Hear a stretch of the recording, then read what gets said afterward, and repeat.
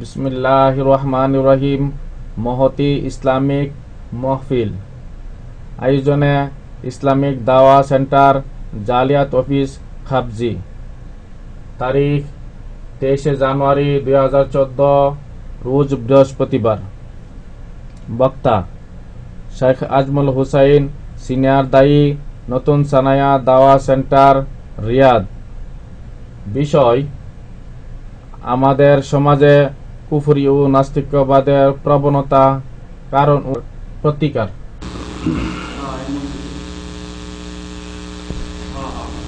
বিসমিল্লাহির রহমানির রহিম।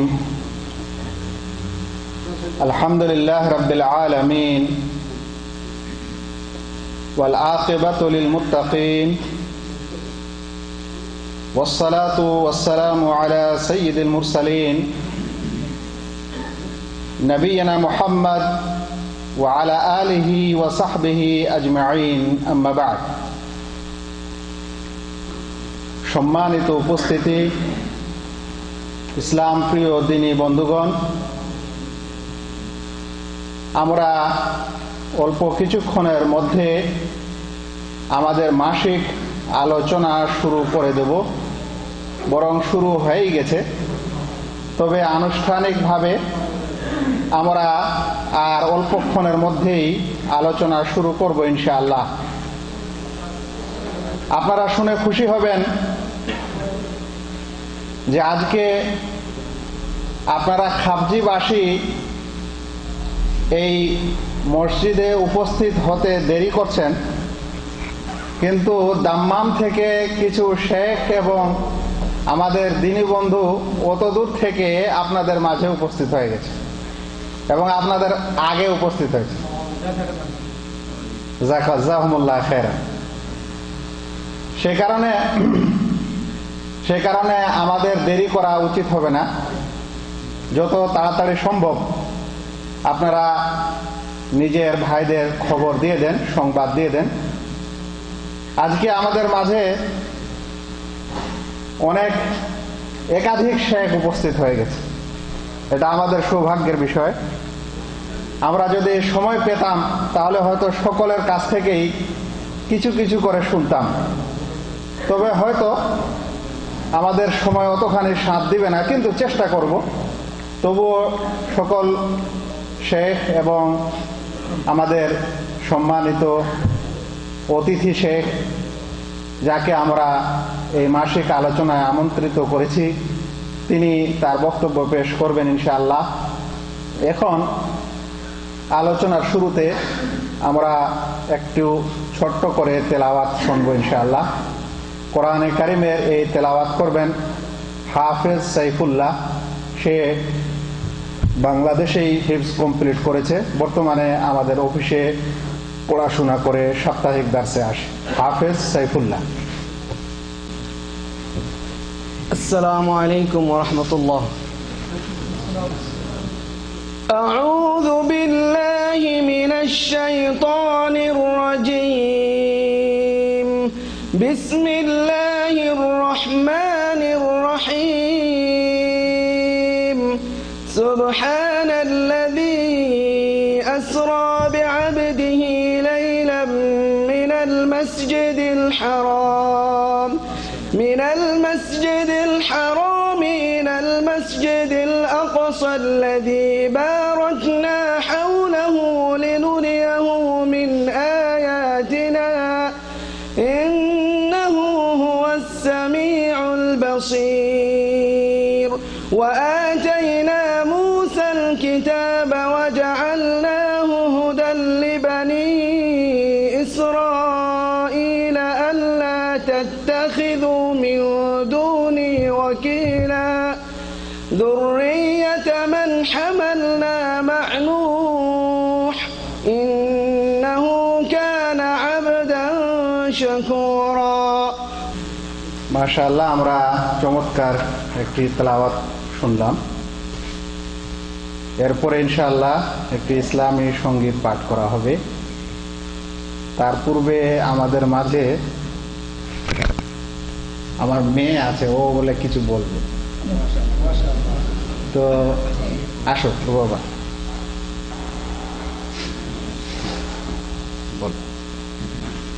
अस्सलामु अलैकुम रहमतुल्लाहि व बरकातुहू। अल्हम्दुलिल्लाहि रब्बिल आलमीन अर्रहमानिर रहीम मालिकि यौमिद्दीन इय्याका नअबुदु व इय्याका नस्तईन इहदिनस सिरातल मुस्तकीम सिरातल लज़ीना अनअमता अलैहिम गैरिल मग़दूबि अलैहिम वलद्दाल्लीन आमीन। মারহাবা। আমরা এখন একটি ইসলামী সঙ্গীত শুনব। সঙ্গীত পরিবেশন করবে আমাদের ভাই আব্দুর রহমান। আব্দুর রহমান আসে।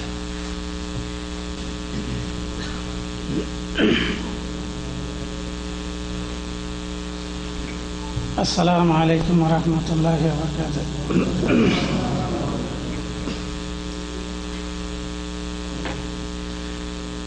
একদিনে তোমার যৌবন ফুরাবে, সাদের ঈদে কাফন জড়াবে। একদিনে তোমার যৌবন ফুরাবে, সাদের ঈদে কাফন জড়াবে। সেদিন তো আর নয় বেশি দূর, সেদিন তো আর নয় বেশি দূর। মরণ যেদিন তোমায় ডাকিবে, একদিনে তোমার যৌবন ফুরাবে, সাদের ঈদে কাফন জড়াবে।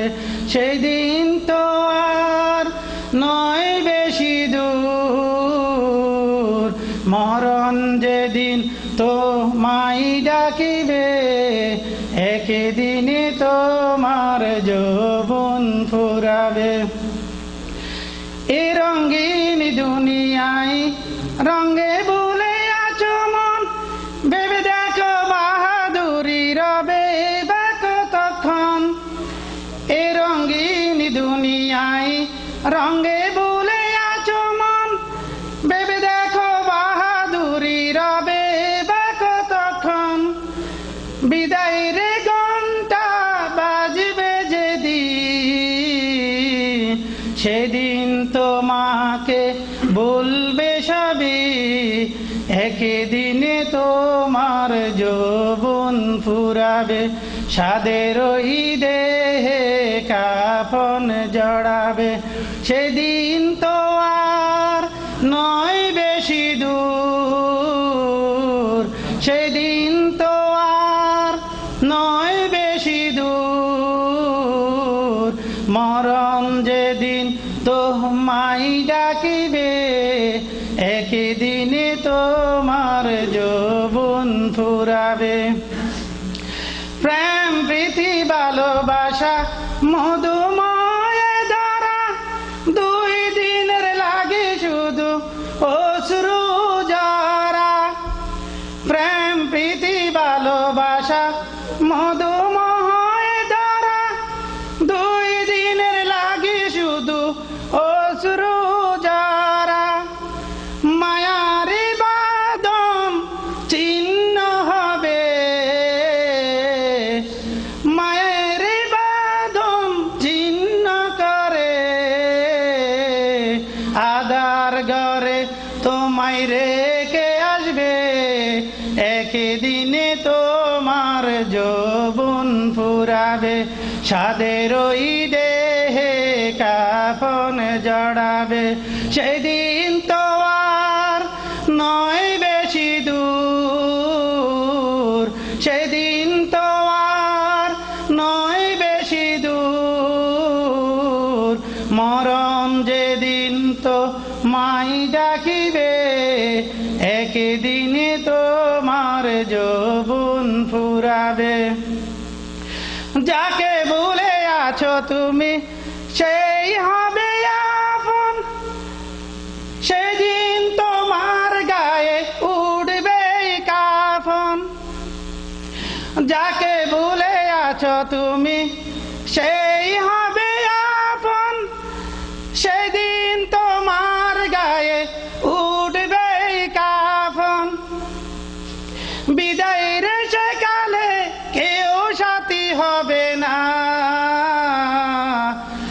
বিদায়ের সে কালে কেউ সাথী হবে না। এই কথা কি কখনো দেখেছ ভেবে? একদিনে তোমার যৌবন ফুরাবে, সাদের ওই দেহে কাফন জড়াবে। সেদিন তো আর নয় বেশি দূর, সেদিন তো আর নয় বেশি দূর, মরণ যেদিন তোমায় ডাকিবে, একদিনে তোমার যৌবন ফুরাবে, সাদের ওই দেহে কাফন জড়াবে। একদিনে তোমার যৌবন ফুরাবে, সাদের ওই দেহে কাফন জড়াবে। একদিনে তোমার যৌবন ফুরাবে, সাদের ওই দেহে কাফন জড়াবে। আসসালামু আলাইকুম। যে না দেখলেও সেটা আছে, এমনও কিছু জিনিস আছে না দেখাটা আরো শক্তিশালী। একটু আগে আমি বললাম, মা বাপ আপনার অন্তর সাক্ষী দেয়, দুনিয়ার সব মানুষ বলেছে এর চেয়ে শক্তিশালী দুনিয়ার নিয়ম অনুযায়ী আর কিছুই নেই। আর বিবেক দিয়ে আপনি দেখলেই খালি বলবেন যে সত্য। এই বোতলটার মধ্যে আমার পকেট থেকে যদি আমি এই যে কলমটা রাখি অথবা মিসাকটা রাখি, তাহলে কিন্তু আপনারা দেখবেন যে এটা ভেঙে গেছে, ভেঙে গেছে। তাহলে পরে ইমাম ইবনে তাইমিয়া রাহিমাহুল্লাহ বলছেন তার মজমু ফতাওয়ার 13 খণ্ডের 75 পৃষ্ঠায় যে 3টা সূত্রে কোন নিশ্চিত জ্ঞান জানা যায়। একটা হলো বিবেক, আর একটা হলো ইন্দ্রিয়, ওই যে হস্ত, চক্ষু, কর্ণ, জিহ্বা, নাসিকা, এই জিনিসগুলো দিয়ে কোনো জিনিস যাচাই করা যায়। আরেকটা হলো ওয়াহি, আর সবচেয়ে শক্তিশালী হলো ওয়াহি। আর আরেকটা হলো চতুর্থটা হলো মুতাওয়াতির সূত্রে কোনো সংবাদ যদি আসে। এক সময় ছিল যে ব্রিটেনকে আপনারা দেখেন নাই, ওখানে কেউ যায়ও নাই, কিন্তু অনেক লোক যখন গিয়েছিল সেখান থেকে চিঠিপত্র আসছে এবং তারা এসে বলছে যে আমি ব্রিটেনে থেকে আসছি, আপনারা বিশ্বাস করেছেন কি করেন নাই, কিন্তু আপনারা তো তখন দেখেন নাই। তাহলে কিছু সূত্র আছে এদিকে জানা যায়। সুবহানাল্লাহ ওয়া বিহামদিহি সুবহানাল্লাহিল আযীম, আল্লাহু আকবার। তো বন্ধুগণ, আল্লাহ রাব্বুল আলামিন কে জানার জন্য দুনিয়াতে যত সূত্র আছে আপনি যদি ঠিক মতো নিতে যান তাহলে সবগুলি কিন্তু সাক্ষী দিবে যে মহান রব্বুল আলামিন আছেন। ওই যে কবিতার মধ্যে বলছেন যে ডাক্তার সাহেব পর্যন্ত মারা যায় কেন? ডাক্তার সাহেব তো চিকিৎসা করে নাকি, উনি মারা যায় কেন?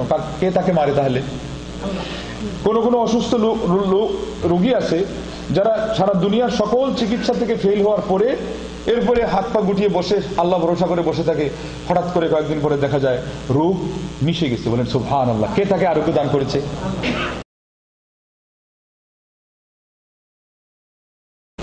একটা লোক সুস্থ, হঠাৎ করে আপনি দেখছেন যে পড়ে যাচ্ছে। এমন কিছু সিন আপনারা নেটে দেখবেন, একজন মিম্বরে বসে আছেন, খুতবা দিচ্ছেন, মাথা ঝুলে গেছে। আরেকজন মঞ্চে বসে আগুন ঝাড়া বক্তব্য দিচ্ছেন, হঠাৎ করে লোকজন দেখে যে আর কিছুই নেই। বলেন সুবহানাল্লাহ। মৃত্যু দেখে এই মানুষের শরীরে তাহলে না দেখা জিনিসও আছে, এখানেও সাক্ষী আছে। রূহ এটা দেখা যায়, আত্মাটা, কিন্তু আপনার শরীরের চেয়ে মূল্য কোন জিনিসের বেশি?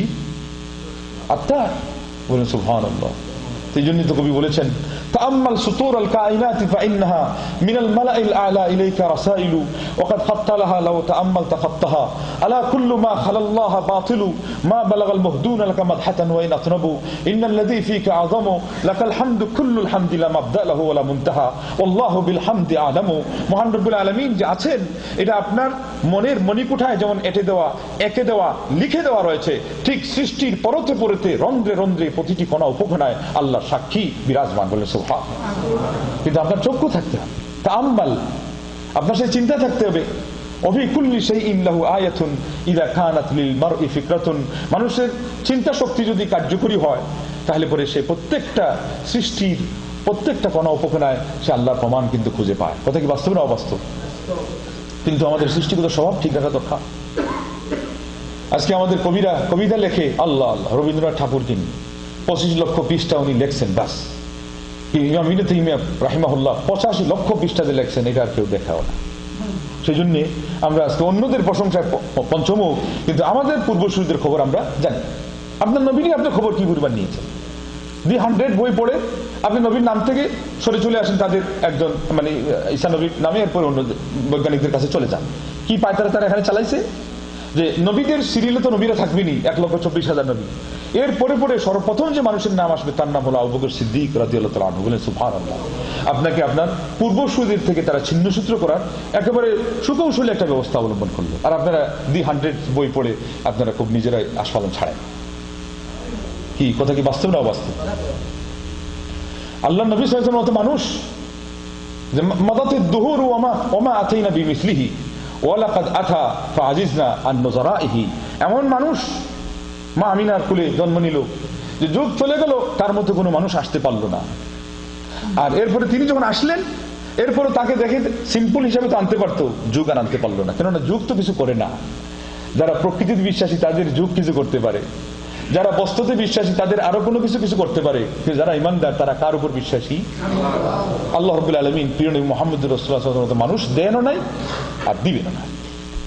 আর উম্মতদের মধ্যে আবু বকর সিদ্দিকের মতো মানুষ দেনও নাই আর দিবেনও না। শেষ নবী তো হয়ে গেছে, দেখা হয়। আর যে আলিমের কথা বললাম 85 লক্ষ পৃষ্ঠা লিখেছেন, তার জানি শত্রু ইবনু জামলেকানি, তার সাথে তর্কযুদ্ধে পৃথিবীর একজন আলিমও টিকে নাই, এই বিষয়ে ঠিকই ছিল, কিন্তু শেষ পর্যন্ত তার ইলমের সামনে হার মেনে তার ভক্ত সেজেছিল। এবং ভক্ত সেজে ইবনু জামলেকানি বলেছিলেন যে তার সময়ের আগ থেকে নিয়ে তার সময় পর্যন্ত 400 বছরের মধ্যে তার মতো কোনো আলেম জন্ম নেয় নাই। বলেন সুবহানাল্লাহ। কি ইতিহাস জানি আমরা আমাদের পূর্বসূরীদের।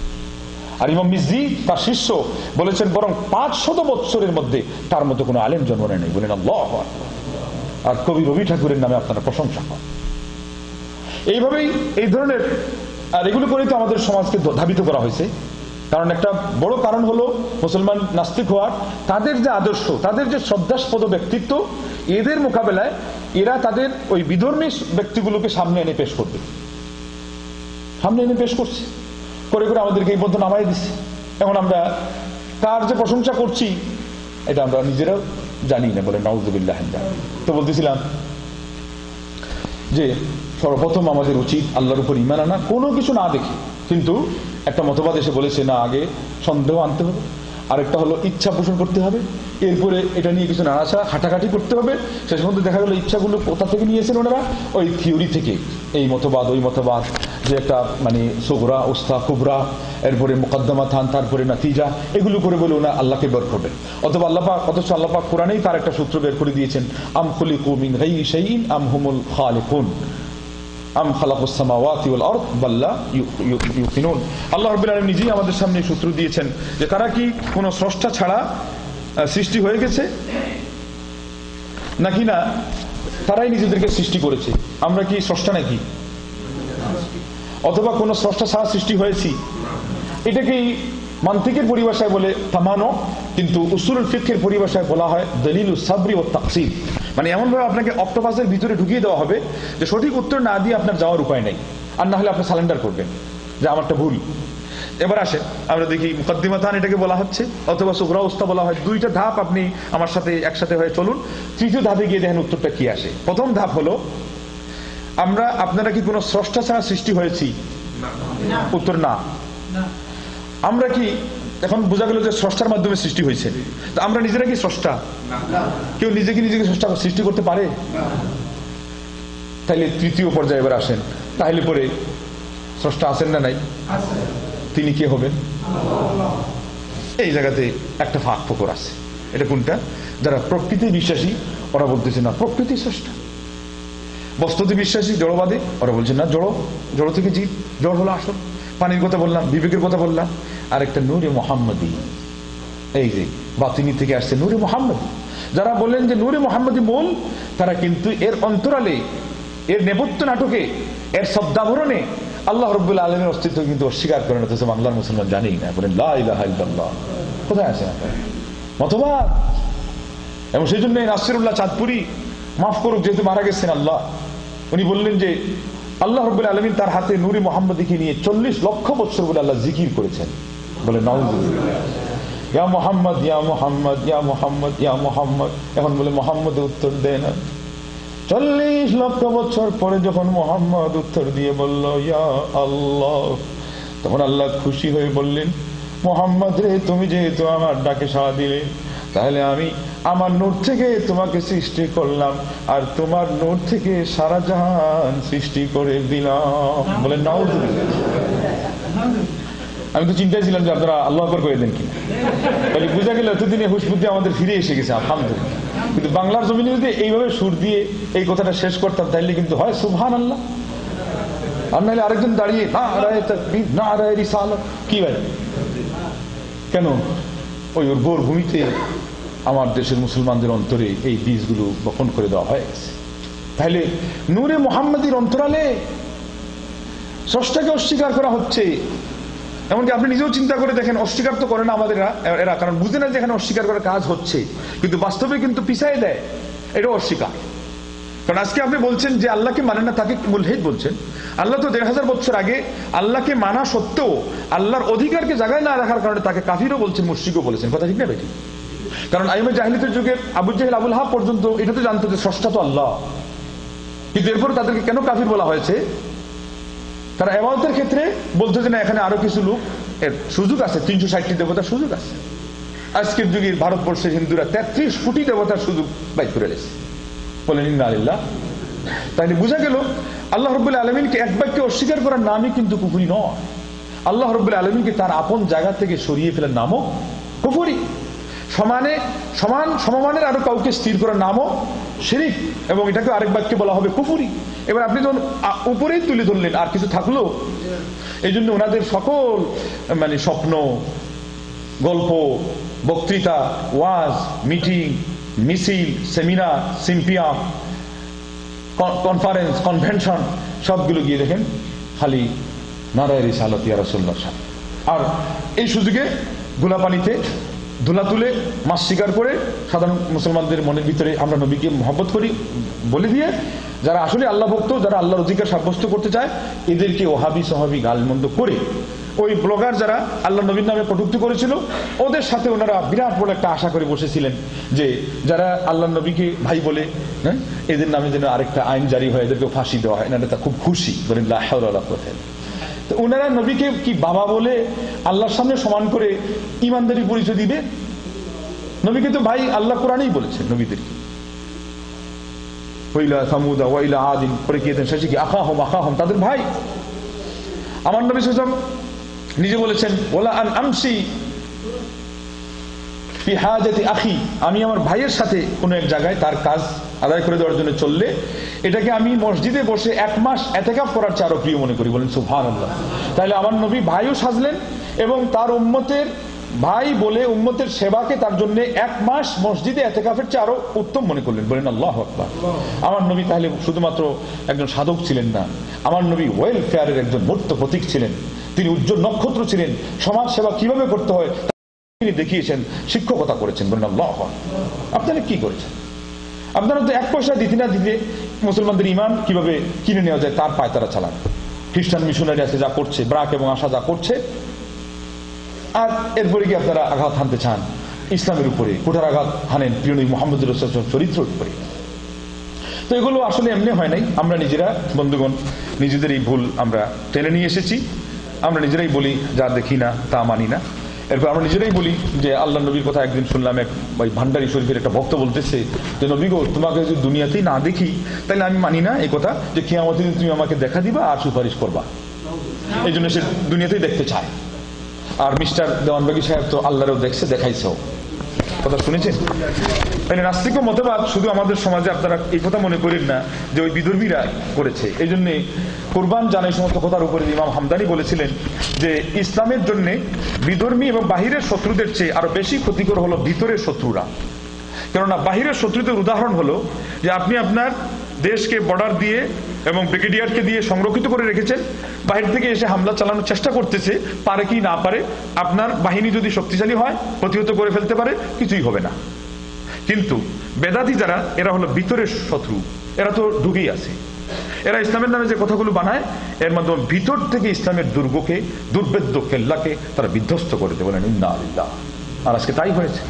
ভিতর থেকে এই যে লোকটা কি বলতেছে দেখেন, সে বলতেছে যে দেওয়ানবাগী এবং তার মুরিদদের মাহফিলে স্বয়ং আল্লাহ, সমস্ত নবী, রাসূল, ফেরেশতা, দেওয়ানবাগী ও তার মুর্শিদ চন্দ্রপাড়ার মৃত আবুল ফজল সহ সমস্ত অলি আউলিয়া এক বিশাল ময়দানে সমবেত হয়ে সর্বসম্মতিক্রমে দেওয়ানবাগীকে মুহাম্মদী প্রচারক নির্বাচিত করেন বলে। শুধু তাই না, শেষ পর্যন্ত এটা বলেছে আল্লাহ নিজেই স্লোগান দিয়েছিলেন মুহাম্মদী ইসলামের আলো ঘরে ঘরে জ্বালো।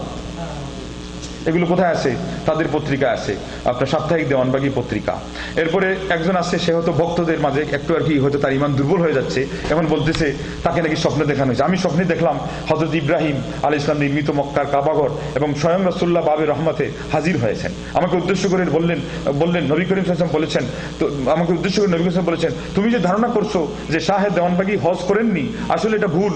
আমি স্বয়ং আল্লাহর নবী মুহাম্মদ সাল্লাল্লাহু আলাইহি ওয়াসাল্লাম তার সাথে আসি এবং সর্বক্ষণ থাকি, আর কাবাঘরও তার সামনে উপস্থিত আছে। আমার মুহাম্মদী ইসলাম শাহে দেওয়ানবাগী প্রচার করতেছেন, বলেন নাউজুবিল্লাহ। এরপর আপনার আরো কত শুনেছেন, তার স্ত্রী নাকি এটা আল্লাহ নবীর কলিজার টুকরা ফাতিমা তার স্ত্রী, এটা একবার দাবি করলো। আবার বললো একটু পরে তার ফ্যামিলি সহ যখন তারা মদিনায় গেল, তখন বলে ওই কবর থেকে সবাই উঠে এবং বাকিল গারকাতে ফাতিমা আছেন উনি উঠে সবাইকে ধরে কান্নাকাটি করলো। তো ইনি কোন ফাতিমা যিনি উমরা করতে গেলেন, আর যিনি কবর থেকে উঠলেন উনি কোন ফাতিমা? এই জন্য কথায় বলে পাগলে কি না কয় আর ছাগলে কি না খায়। তো আমরা এতদিন যাবত এই কথাগুলো শুনতাম গোলাম আহমদ কাদিয়ানীর কাছ থেকে।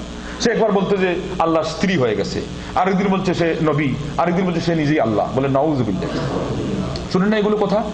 এরপর তার কেরামত বলতে গিয়ে বললো যে আমার ওই বাচ্চা জন্ম নিত না, মানে ওই শক্তি ছিল না। এরপরে এমন হয়েছে, এখন আমি যে নবী হয়েছি, আল্লাহ হয়েছি, এখন আমার বাচ্চা হয়ে গেছে। তো তার প্রতিবাদে একজন আলেম আল্লামা ইহসান জাহির শহীদ মারা গেছেন, এবং কি ওই শিয়াদের প্রোপাগান্ডায় এবং শিয়াদের দুর্বিসন্ধিতে ফুলের টবের নিচে তার জন্যে তারা বম ব্লাস্ট হওয়ার পায়তারা চালিয়েছিল। সময় মতো এটা ব্লাস্ট হয়েছে, তার সাথে আরো সাথী সঙ্গী 6 জন সহ বেশিরভাগ মারা গেছেন তাৎক্ষণিক, মানে ওই একটু পরে, আর তিনি তো মারিয়ে গেছেন, এই জন্য তাকে শহীদ বলা হয়। তো উনি বলেছিলেন যে এটা তো কেরামত হলো তোমার স্ত্রী, তোমার তো না। বলেন সুবহানাল্লাহ। কারণ এখানে বেশি ভূমিকা কিসের? ওই ডিম্বাণু, শুক্রাণু যার অকেজো হয়ে যায়। আজ পর্যন্ত পৃথিবীতে এর কোনো ঔষধ জন্ম নেই, জানেন তো? কিছু বৈজ্ঞানিক তথ্য জানা লাগবে। তো এই জন্যে ওখানে তাইলে বোঝা গেল ওই ডিম্বাণুটা সময়মতো এসে গেছিল, আর ডিম্বাণু যদি ঠিক মতো এসে যায় তাহলে শুক্রাণুর মধ্যে যেটাই থাকে, যেটা মাইনাস হয়েছে, যেটা ক্ষয় হয়েছে, আল্লাহ রাব্বুল আলামিন ইচ্ছা করলে ওখান থেকে সন্তান দিতে পারে। তো আল্লামা ইহসান জাহির বলছিলেন এটা হলো তোমার ওয়াইফের কেরামত, নবুয়তি দাবি করলে সে করবে, তুমি কেন দাবি করছো? বলেন সুবহানাল্লাহ। হাস্যকর ঘটনা। এইভাবে করে মানুষ যখন আসল নিজের চরিত্রের কথা এবং মুসলমান হিসেবে নিজের আকীদার কথা ভুলে গেছে, তখনই নাস্তিকবাদ সুযোগ পেয়ে গেছে আসার জন্য। বেদাত, শিরক, দিনের নামে বাড়াবাড়ি, তারপরে দুনিয়ামুখী বেশি হয়ে যাওয়া, এরপরে আপনার মানে আমরা খালি খাই বেশি এগুলো করি। ঠিক তদ্রূপ অন্ধ অনুসরণ, ওই যে বললো যে আমাদের মাতা পিতাকে পাইছি, বাপদাদাকে পাইছি, তারা এটার উপর ছিল, আমরা এটা করছি। এমনিভাবে আপনার এই মুশরিক মুলহিদ যারা, এদের প্রতিবাদ না করা। আজকাল প্রতিবাদী কণ্ঠ কিন্তু খুব কম।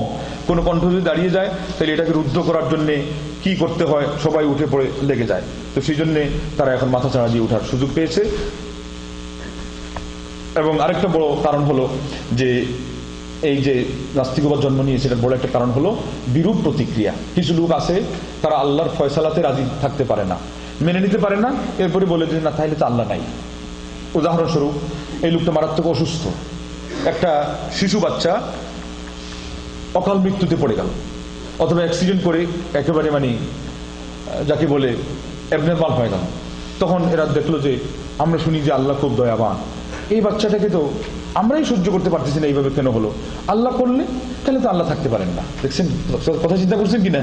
অথচ মুমিন হিসাবে আপনার প্রথম ইমানের রুকুনের মধ্যে থেকে গেছে ওয়াবিল কাদরি খাইরিহি ওয়া শাররিহি মিনাল্লাহি তাআলা। কিন্তু তারা তো ওই গভীরে যায় নাই। ইমানের রুকুন আমাদের ইংলিশ শিক্ষিত কয়জন জানে ভাই? যারা আজকে নাস্তিক হচ্ছে এদেরকে কি আপনারা ইমানের রুকুন শিখাইছে? কোথায় শিখাইছে? এরা তো কালিমাই পড়তে পারে না। লা ইলাহা ইল্লাল্লাহ পড়তে দিলে ওই ইউরোপিয়ান একজন ইংলিশম্যান যেভাবে উচ্চারণ করবে, আমাদের বাংলাদেশি সে ইংরেজি শিক্ষিত মনে হয় এর চেয়ে আরো বিকৃত করে করবে। কথা ঠিক না বেঠিক? এই জন্য এই অবস্থা, এই দন্য দশা। তাহলে ভুলটা কার? আমাদের মূলে ভুল আছে। তো যাই হোক, তারা আল্লাহর ফয়সালাতে রাজি থাকতে না পেরে শেষ পর্যন্ত বলছে যে যা এই লোক ধনী, এই লোক গরিব, এ সাদা, এত সাদা দুধের মতো, এ কালো হইতে হইতে ব্যবসির চেয়ে আরো কালো হয়ে গেছে, এটা ইয়া লম্বা, এটা ইয়া খাটো, আল্লাহ কি এটা করতে পারেন? তাইলে আসলে আল্লাহই নাই, মৌলবীরা যেগুলো বলে এগুলো মিথ্যা, বলেন নাউযুবিল্লাহ। সেই জন্য তারা এখন নিজেরা দেখতে গেছে আর ওই দার্শনিকের সাথে কণ্ঠ মিলাইছে। আমরা বলি এরকম দেখতে গেলে ওই কবরস্থ ব্যক্তির মতো হবে আর কি। এক লোক বলছে হুজুররা খালি কবরের ওয়াজ করে আর খালি কান্দায়, এই কান্না আর সহ্য হয় না। এই দুনিয়াতে এখন ভোগ বিলাসের অনেক জিনিস আয়েশ আরামের সরঞ্জামাদি আল্লাহ দিয়ে দিয়েছেন, এগুলো ভোগ করতে হবে। তো এই কবরের বিশ্বাসটাকে কি অসার সাব্যস্ত করে সে চাইছে যে কবরে গিয়ে শুয়ে একটা বিবৃতি দিবে। সেটা কি করছে, শুয়েছে, শোয়ার পরে এই মাথা তুলে যে মালাকুল মানে নাকির মুনকির আসেন কিনা, অনেকক্ষণ পরে কেউ আসে না, তো মাথা তুলে আবার মাথা তুলে বাইদি ভাই ঘটনাক্রমে থানা ছিল কাছে, তো পুলিশ 2 জন আসছে। এখন সে নোট করতেছে তো কিসের মালা মানে কেরামান কাতিবিন, এটা হলো ব্রাউন কালারের জামা পরিহিত 2টা পুলিশ আসতেছে। এবার প্রথম পয়েন্ট ভুল, মৌলানা সাহেব মিস্টেক, যে নাই আপনার এই যে কিরামান কি যেন নাকির মুনকির না। তারপরে এসে বলছে তুই কি করছস, কি অপরাধ করছস যে এই মাটির নিচে শুয়ে আসস? 1টা 2টা 3টা উত্তর দেয় না। শেষে ওরা বন্দুক দিয়ে গোতা লাগাইছে। হুজুর উঠা উঠি কোন কেন, প্রশ্ন করতে আসছেন, যদি প্রশ্ন থাকে তো করেন। বলছে আল্লাহ তো আরে বড় পাগল দেখছি। তখন আরো জুড়ে মাইল লাগাইছে, আরো জুড়ে গোথা লাগাইছে। এরপরে নিয়ে তুলে থানাতে নিয়ে আরো উত্তম মাধ্যম কয়টা মেরে ছেড়ে দিছে। এখন সে এসে বলছে কোনো 3টা প্রশ্ন উত্তর নাই। বলে কি আছে? বলে ওখানে আছে যে অনেকক্ষণ অপেক্ষা করলে প্রথমে 2 জন পুলিশ আসবে, এই হলো 1 নাম্বার 1। মাররব্বকা নাই, এর পরিবর্তে 2টা পুলিশ। আচ্ছা এরপরে কি? বলে এরপরে হলো আরো কয়েকটা গুথু খাইতে হবে। হ্যাঁ অমা দিনুকা নাই, এর পরিবর্তে পুলিশ গুতা মারবে। 3 নম্বর কি? বলে 3 নম্বর তুলে আপনাকে থানায় নিয়ে উত্তম মাধ্যম কয়টা লাগাইয়া দিয়ে ছেড়ে দিবে। এটাই হলো কবরের পুরা A to Z ঘটনা, এছাড়া আর কিছুই নাই। আমি এগুলো সব নিজে প্রত্যক্ষ দেখে আসছি। বলেন নাউযুবিল্লাহ। আপনারা যদিও হাসতেছেন, কিন্তু আসল ঘটনা হলো আমাদের যে দার্শনিকরা, এই দার্শনিকদের পুরা যে সারপত্র চেষ্টা, এটা এর চেয়ে আর বেশি কিছু না। কথা কি বাস্তব না বাস্তব? এই জন্য এই জায়গায় দরকার ছিল সব কিছু বাদ দিয়ে কোরআনুল কারীমে আল্লাহ রাব্বুল আলামিন কি বলেছেন এই কথা মেনে নেওয়া। সূরা আহজাবে আল্লাহ কি বলেছেন, ইন্না আরাদনাল আমানাতা আলাস সামাওয়াতি ওয়াল আরদি ওয়াল জিবাল فأبين أن يحملنها وأشفقن منها وحملها الإنسان إنه كان ظلوما جهولا। আল্লাহ পাক বলছেন আমি পাহাড়ের কাছে, আসমান জমিনের কাছে আমার আমানত রাখার প্রস্তাব রেখেছিলাম, কেউ এটাকে গ্রহণ করলো না। এবং অবাধ্যতা করে নয়, বরং তাদের অপারগতা প্রকাশ করে ভীত সন্ত্রস্ত হয়ে, ভীত শ্রদ্ধ হয়ে তারা উজুর করলো। বলে আল্লাহ আমরা পারবো না, আপনার এত ভারী আমানত আমরা পারবো না। কিন্তু আল্লাহ বলে খুশি হয়ে বললেন ও হামাল আল ইনসান, মানুষ কি করলো, ভার পারবো কি পারবো না, ভারী না হালকা, স্রষ্টা আল্লাহ এটা প্রস্তাব রাখছেন, তিনি জানেন কিভাবে এটা আমরা আদায় করব, তিনি তৌফিক দিবেন। তারা চোখ বুঝে মেনে নিল। বলেন সুবহানাল্লাহ। এটা হলো ইমানদারির কি, ইমানদারির পরিচয়। এরপরে আল্লাহ কি বললেন, ইন্নাহু কানা যালুমান জাহুলা। আমরা ছোট থাকতে শুনেছি আমাদের সমাজে এখনো বক্তারা বলে এটা বলে আল্লাহ গালি দিয়েছেন, কেউ বলে আল্লাহ অভিমান করেছেন, কেউ বলে আল্লাহ রহস্য করেছেন। এটা কিছুই না।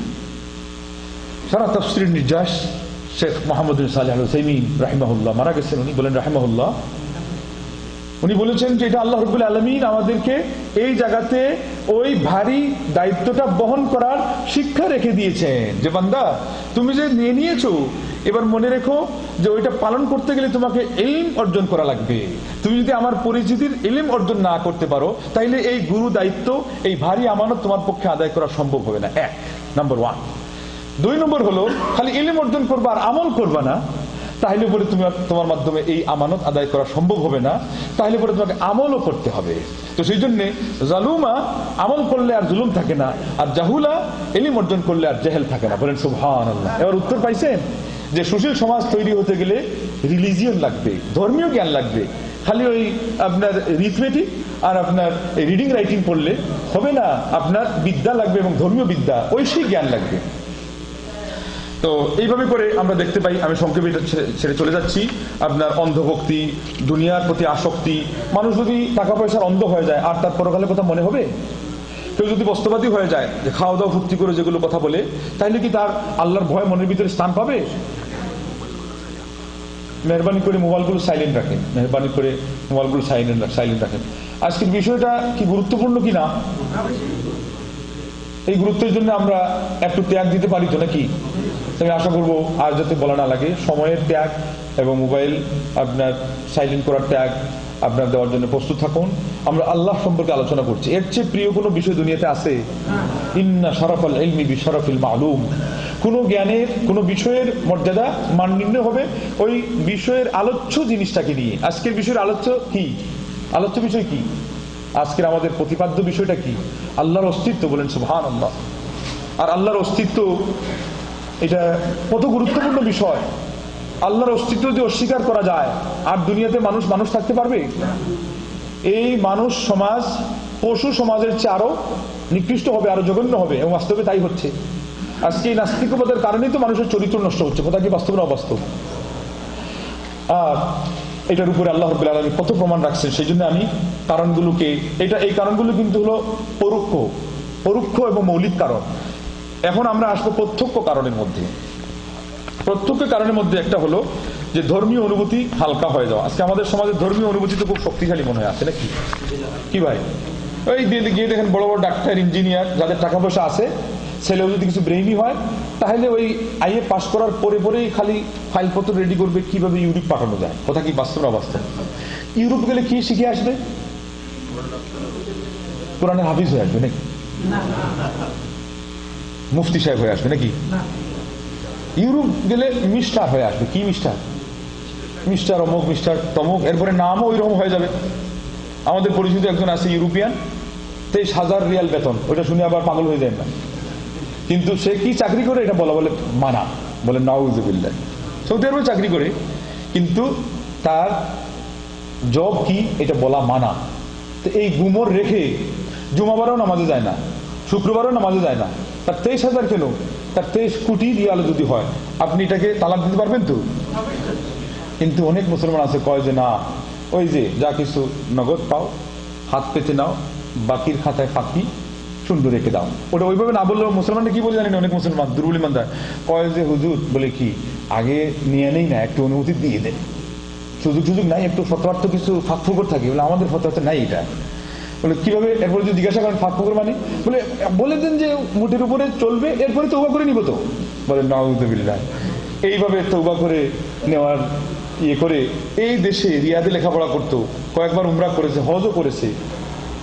ওই নাস্তিক ব্লগারদের মধ্যে একজন হলো এখানকার, রিয়াদে সে বসবাস করতো, কয়েক বছর লেখাপড়া করে দেশে চলে গেছে।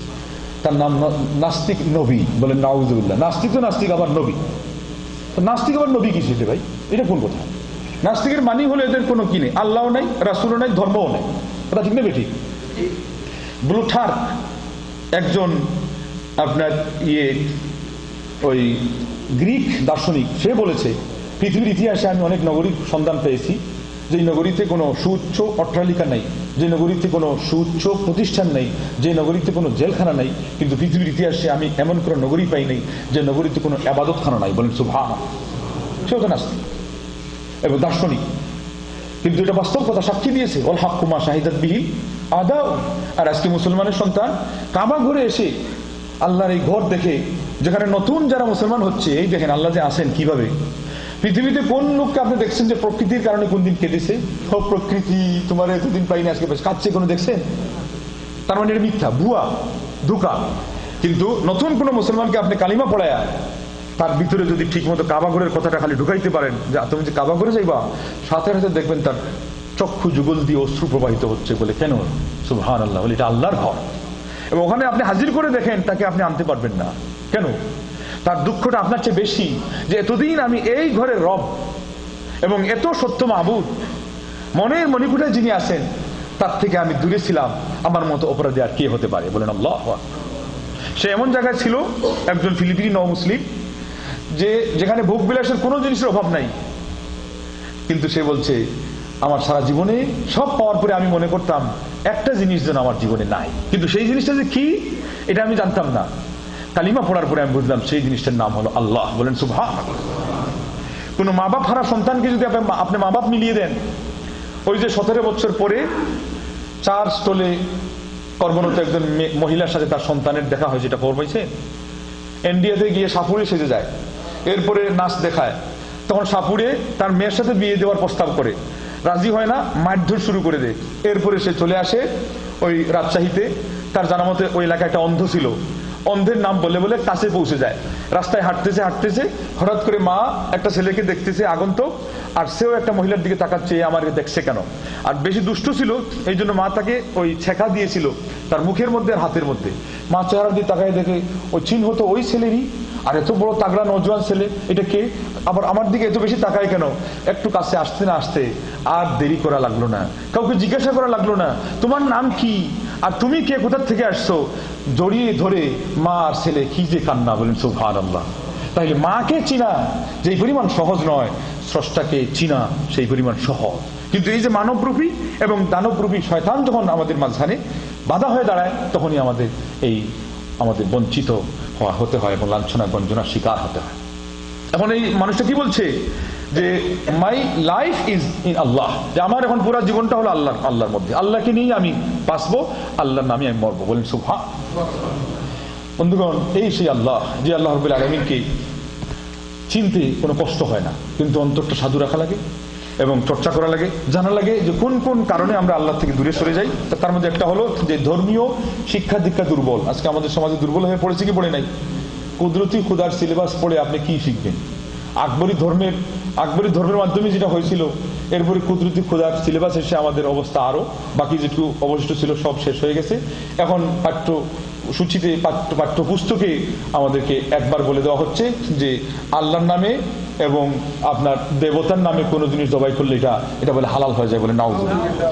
আসল ঘটনা হলো ওই হিন্দু ধর্মের একটা থিওরি হলো, তারা হলো বহু ধর্মে বিশ্বাসী, যেমন নাকি তারা বহু ঈশ্বরে বিশ্বাসী। কথা জানেন, বুঝেন তো? আর এইভাবে করে করে এটাও আরেকটা পায় তারা আমাদের মুসলমান সমাজের জন্য, যে আপনাকে যখন আপনার ধর্ম থেকে একটু সরাই দেওয়া হবে, এবার এরপরে আস্তে করে আপনাকে ধাক্কা দিয়ে পুরো ধর্ম থেকে বের করা কি হবে? সহজ হবে। তো এই সবগুলো কিন্তু পায়তারার ভিতরে চলছে। তো এই জন্য খুব সাবধান, বেকেয়া। আপনি এরপরে ডাক্তার হন, আপনার ছেলেকে মেয়েকে ডাক্তার বানান, ইঞ্জিনিয়ার বানান, কোনো সমস্যা নাই, কিন্তু আগে আপনি তার যে ঢাঁচা, তার যে ফাউন্ডেশন, এটা তো মজবুত করবেন। এখানে তো আপনি তাকে ইমানের উপর দাঁড় করাবেন নাকি, এটা আপনার দায়িত্ব কিন্তু আপনার মা বাপ হিসাবে, কিন্তু আমরা এটা অনেক সময় ফলো করি না। এর বিপরীতে আবার আছে কি, যে তাদেরকে তারবিয়ত দেওয়া। এই যে ইসলামী সংস্কৃতি আছে, দেখা হলে সালাম দেওয়া, মুসাফা করা, কেউ জিজ্ঞাসা করলে আলহামদুলিল্লাহ বলা, এটা আমাদের সংস্কৃতি কিনা? মেহমান আসলে তাকে সত্য কথা বলা। এখন আমাদের মা বাপ তাকে মিথ্যা কথা আরো প্রশিক্ষণ দেয়, বলে যে বাপ নাই, এখন ছেলে এখান থেকে শিখতেছে। আপনি সিগারেট খাচ্ছেন, আপনি রিমোট কন্ট্রোল নিয়ে আপনার টাইম পাস করতেছেন, এখন সে তো ওগুলো শিখতেছে। তাহলে তারবিয়ত যেটা প্রশিক্ষণ, সেটা আমাদের খুব দুর্বল। এবং প্রসঙ্গত উল্লেখ্য যে কোরআনে যে তারবিয়ত আমাদেরকে দেওয়া হয়েছে, এটা হলো ইমানকে আগে মনের ভিতরে মজবুত করা, এবং এই মজবুত করতে গেলে দুইটা হাতিয়ার খুব শক্তিশালী: আল্লাহর মাহাত্ম্য, গুরুত্ব, কুদরত, আজমত, জালালত, কিবরিয়ায়্য, যে আল্লাহ কত বড়, এই কথা মনের ভিতরে আগে গেঁথে রাখতে হবে এবং গাঁথতে হবে আপনার যারা অধীনস্থ আছে। দ্বিতীয় হলো পরকালের কথা আমাদের বারবার স্মরণ করতে হবে। আপনার ছেলেকে কিছু কাজ করলে আপনি বলবেন আল্লাহ তোমাকে জান্নাত দেয়। সৌদি আরবের মানুষের কাছ থেকে আমাদের ইসলামী সংস্কৃতির অনেক কিছু কিন্তু শিকার আছে না ভাই? ওরা কি বলে? আল্লাহ ইউতিকাল জান্নাহ। বাচ্চাকে বলে, যেমন বাচ্চাকে তারা বলে ইয়া আবু আলী কেন ডাকে জানেন? মানে বাবা তুমি একদিন বড় হবে এবং বাপ হবে, তবে আজকে তোমাকে হে হে শিখার দরকার নাই, তুমি সাহসিকতা শিখো। বলেন সুবহানাল্লাহ। এগুলো তাদের সমাজ শিক্ষা দিয়েছে। এই জন্য জ্ঞানীগণ বলেছেন যে পণ্ডিত ব্যক্তির বাড়ির পাশে যে লোক থাকে সেও কম বেশি জ্ঞানী, কিন্তু জ্ঞানী যারা বুঝে তারা জ্ঞান কেমন ধন, মূর্খ কি বুঝিতে পারে পণ্ডিতের বচন। আমাদের অবস্থা আজকে এমন হয়েছে যে ধর্মীয় লাইনে যারা পণ্ডিত, এদের কথা বোঝার মতো মানুষ আজকে নাই। এমনও সমাজে আমরা আজকে বাস। কোন মেসেজটা কোন কথা দিয়ে পৌঁছাতে চায়, আমাকে কিভাবে গড়ে তুলতে চায়, এইটা অনেক সময় আমরা বুঝি না। তো এই সমাজকে আপনি গড়বেন কেমনে? ইন্নাকা লা তুসলিহু মা আফসাদাহু দাহরু। যুগের পর যুগ যেই জিনিসকে এসে নষ্ট করেছে, তুমি এটাকে রাতারাতি ঠিক করতে পারবে না। बहती हुई दरिया को फिरना है मुश्किल, चलते हुई हवाओं को फिरना है मुश्किल तो है लेकिन इतना नहीं जितना बिगड़ी हुई कौम को सुधारना है मुश्किल। আজকে আমাদের অবস্থা এই পর্যন্ত পৌঁছে গেছে এবং আমরা নিজেরা দরজা খুলে দিয়ে সব জিনিসকে সাধুবাদ জানাচ্ছি শুধুমাত্র দুনিয়ার পিছনে ছুটে চলার কারণে। আর এর ফলে আজকে আমাদের সমাজ কিন্তু এই অধঃপতনের দিকে তলিয়ে যাচ্ছে। ধর্মীয় যে সিলেবাসগুলো, এটা অত্যন্ত ক্ষীণ। অপর্যাপ্ত, অপ্রতুল, এবং সেই সাথে যে ভুলের যে মিশ্রণ ঘটেছে, এই মিশ্রণের কারণে অবস্থা আমাদের আরো দণ্ডদশায় পৌঁছে গিয়েছে। মসজিদ কেন্দ্রিক আজকে আমাদের কোনো শিক্ষা নাই। ইমাম সাহেবকে দিয়ে যদি কিছু আদায় করতে হয় তাহলে তার জন্য নানান ধরনের ইন্টারেস্ট দেওয়া লাগে, অথবা বিভিন্ন আপনার আরো সুযোগ সুবিধা দেওয়া লাগে, আর না হলে পরে উনি পড়াবেই না। আবার মুসলমানরাও তো এমন যে জামাত ছেড়ে দেয়। আল্লাহ নবী বলছেন যে আমার উম্মতের অবস্থা এমন হবে যে একজন মানুষ মসজিদ ছাড়বে, আপনি প্রথম কাতার ছাড়বেন, এরপরে মসজিদ ছাড়বেন, এরপরে নামাজও ছেড়ে দিবেন। আজকে মানুষ অলস হয়ে গেছে, নাকি মসজিদে আসতে চায় না। ঠিক ওয়াসওয়াসার দরজা আপনি খুলে দিয়েছেন। ওয়াসওয়াসা আল্লাহ সম্পর্কে তো বুখারী মুসলিম হাদিসে আসছে যে এটাকে করলো, এটাকে করলো, এরপরে মনে শয়তান এনে দেবে যে আল্লাহকে কে সৃষ্টি করলো। আল্লাহ নবী কি বলছেন তখন বলবে, বাম দিকে থুতু ফেলে আউযু বিল্লাহি মিনাশ শাইতানির রাজিম। আর জায়গায় বলছেন যে লা ইলাহা ইল্লাল্লাহ আল ওয়াহিদুল আহাদুল ফারদুস সামাদ আল্লাযী লাম ইয়ালিদ ওয়া লাম ইউলাদ ওয়া লাম ইয়াকুল লাহু কুফুয়ান আহাদ দোয়া শিখিয়েছেন। সূরা নাসের মধ্যে 3 বার আল্লাহর নামের ওসিলা, রব্বিন নাস, মালিকিন নাস, ইলাহিন নাস। কেন? সূরা ফালাকে 4টা জিনিস থেকে আপনি আশ্রয় চেয়েছেন, মাত্র একবার আল্লাহর একটা বৈশিষ্ট্যগত নামের ওসিলায়। আর সূরা নাসের মধ্যে 3 বার আল্লাহর নামের দোহাই দিয়ে আপনি একটা জিনিস থেকে আশ্রয় চাচ্ছেন। মুফাসসিরিন কিরামগণ বলছেন এটা এই জন্যে যে আপনার যত জাদু মন্ত্র, তারপরে আরো যত কিছু আছে, সবগুলোর মোকাবেলায় শয়তানি ওয়াসওয়াসা এত শক্তিশালী যে 3 বার আল্লাহর নামের দোহাই দিতে হলো। বলেন আল্লাহু আকবার। আমরা সেই অনুপাতে আল্লাহর কাছে আশ্রয় চাই যে আল্লাহ তুমি আমাদেরকে হেফাজত করো। বরং ওয়াসওয়াসা এবং সংশয়ের দরজা এর আগে অনেক বেশি খুলে দেই। এটা বন্ধ করার জন্য, সতর্কতা অবলম্বন করার জন্য আমাদের যা করণীয় সেটা আমরা কিন্তু করি না। এইভাবে করে আমাদের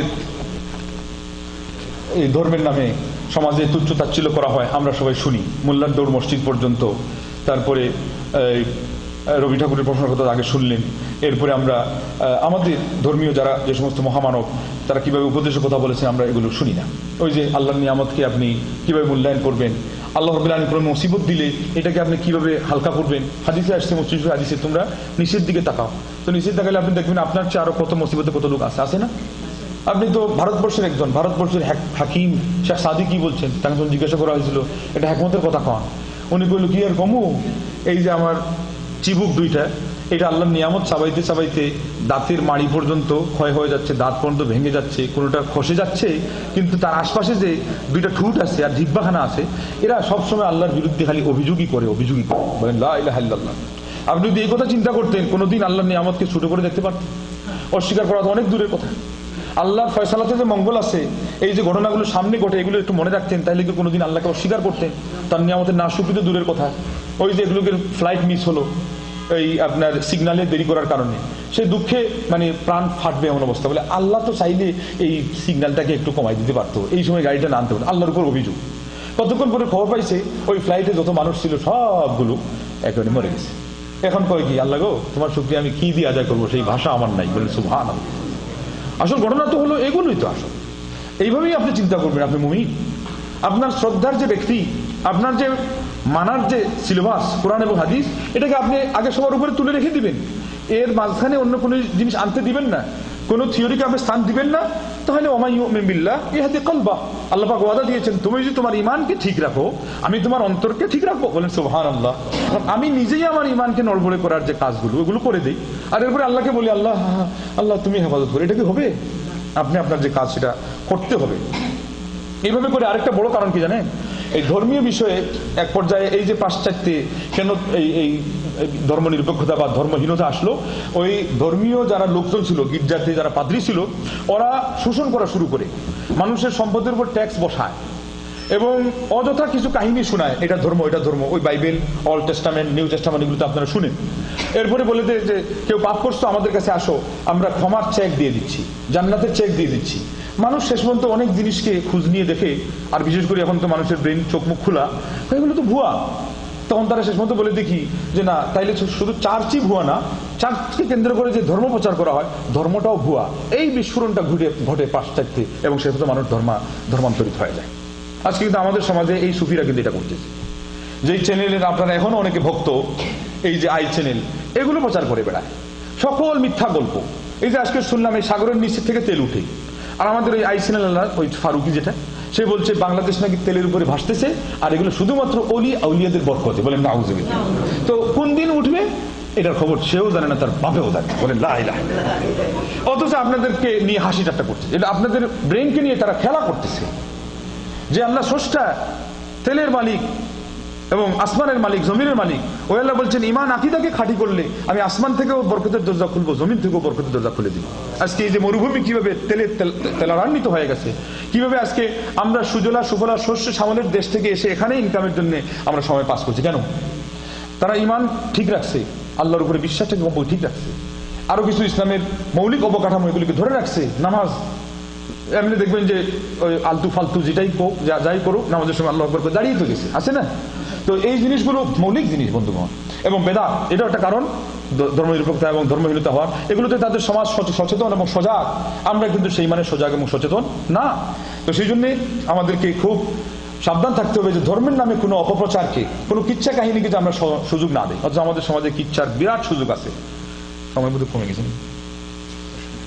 তো একটা কিচ্ছা বলে দিই, খুব ভালো হবে, মানে আপনাদের মনের ভিতরে একটা আগ্রহ যাবে। এটা হলো ওই যে বায়জিদ বুস্তামি নাকি একদিন বললেন যে আমার রাজত্ব আল্লাহর রাজত্বের চেয়ে বড়। এখন মুরিদদের মধ্যে সবাই তো সমান না, একদল বলছে ওরে মাইরে লেখান, আল্লাহ রাজত্বের চেয়ে বড়, এতদিন এই করতে করতে এই করতে করতে সাধনা করে আল্লাহরে মিলাই দেবো, পাওয়াই দেবো, এখন তার কলজা একটা শক্ত হয়েছে যে আমরা এত বোকা পাইয়া কয় যে আল্লাহ রাজত্বের তার রাজত্ব বড়। এখন দেখেন বুদ্ধি কি খাটাইছে, সে হলে চলে গেছে আরশে গিয়ে ডাক দিয়ে, জিবরিলকে ডাক দিয়ে আল্লাহ পায় না, সারা আরশ মানুষ খুঁজে দুনিয়াতে এসে দেখি মুমিনদের কলবে আল্লাহ বসে আছে, বলে নাউযুবিল্লাহ। শিক্ষার কথা আমরা যখন বলি আল্লাহ আরশে, আমাদেরকে তারা প্রতিবাদ করে বলে হ্যাঁ এরা আল্লাহর আকৃতি দিয়ে দিল, এরা আল্লাহর নামে যে জিনিস মানে শুনলে মানুষ বাধ্য হবে, এটা কোথায় বাধ্য হবে? কোথায়? আমরা কোনো আল্লাহর আকৃতির কথা কোনোদিন বলছি না। লাইসা কামিসলিহি শাই আগেই বলে দিই যে আল্লাহর সাথে কোনো তুলনা নাই। এর অর্থ হলো আল্লাহর আকৃতি, তার সাইজ, তার বডি কিছু বলা যাবে না।